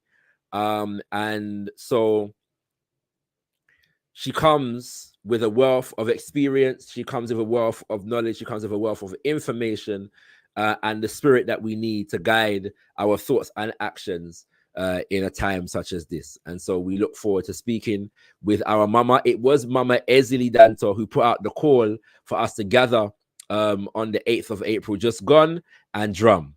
And so when you saw us broadcasting our drumming session and giving thanks, I should also say to Uncle Asheba and all those down at the village, the Village Bay 56, who hosted us and led us in our ceremony on Kulicha Day Monday just gone. Yeah, we appreciate all the brothers and sisters who came out, and we appreciate all of you who joined us for our live transmission of that vibration, brothers and sisters. It's important that we answer calls such as those, and so we give thanks to Mama Ezili Danto, and we encourage you to join us between the hours of 9 and 11 UK time, which corresponds to 4 to 6 p.m. EST on Umoja Day, Sunday, the 28th of April, brothers and sisters. For all those who are viewers and avid viewers of our Ghana Democracy Under Fire, stay tuned every 4th Ojima Day, Tuesday of the month. The next one is transmitting to you on the 23rd, Tuesday the 23rd of April, and Brother Bonchi Anyete will be back with me again as we dissect Ghana politics in the lead up to the general election coming in December, brothers and sisters. Yes, indeed. And there's so much more to come. So let's make sure, if you are not subscribed to gotkushTV, subscribe to gotkushTV. Next month is Africa Liberation Day, and so we're going to be having some special programming in line with that. And we also, I should let you know from now, have Elder Cecil Gutsmore coming in on the 1st of May. Yes, to kick off Africa Liberation Day season. He will be delivering a very, very important presentation on the subject of race, brothers and sisters, and how the Western imperialist powers have redefined and reshaped the concept of race, coming out of mass European War II. And so we're going to have this particular session with Elder Cecil Gutsmore, race in the hands of white power since the Holocaust. Race in the hands of white power since the Holocaust, taking place on the 1st of May from the hour of 7 p.m. GMT +1 or BST, British Summertime, and 2 p.m. EST, brothers and sisters. Uno no one fi miss that one there. That me I said to Uno. Uno no one fi miss the conversation, yeah. All right, so Elder Cecil once again back with us. Race in the hands of white power since the Holocaust. 1st of May, 2024, from 7 p.m. UK time, corresponding to 2 p.m. EST, Eastern time, brothers and sisters. I'm going to close with the words that were uttered at the beginning of the session, just to repeat the words of our Emperor, Jean-Jacques Dessalin, who says, "It is not enough to have expelled from our country the barbarians who for ages stained it with blood. It is not enough to have curbed the factions which, succeeding each other by turns, sported with a phantom of liberty which France exposed to their eyes. It has become necessary by a last act of national authority to ensure forever the empire of liberty in the country which has given us birth. It is necessary to deprive an inhuman government.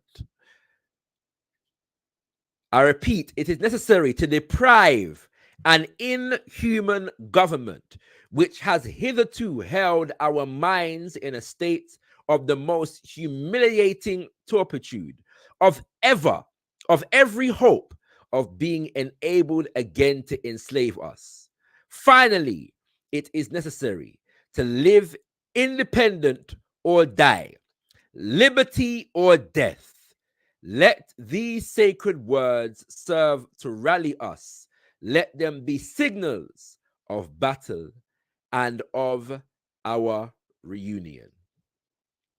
And with that, I say, Tendai Mwade, be thankful unto the Mother, Father, creative life force of the universe, Kodzai, Modzimu Mokuro. We give praises unto our great ancestors, Abibi Tumi, Abibi Fahodie, African power and African liberation for all African people. Aibobo, Bon Komba, Aibobo, Bon combat. Aibobo. Bon combat. Ashe. Ashe. Ashe.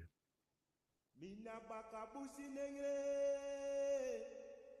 mine pele obiama.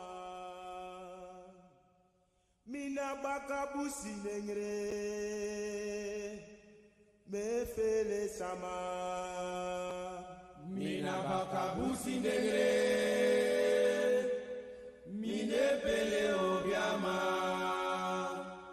Mina bakabusi nengre, me fele sama. Mina bakabusi nengre, mine pele obiama. Mina bakabusi nengre, me fele sama. Mina bakabusi nengre, mine pele obiama. Mina bakabusi nengre, me fele sama. Mina bakabusi nengre, mine pele obiama. Mina bakabusi nengre, me fele sama. Mina bakabusi nengre, mine pele obiama. Mina bakabusi nengre, me fele sama. Mina bakabusi nengre, mine pele obiama. Mina bakabusi nengre, me fele sama. Mina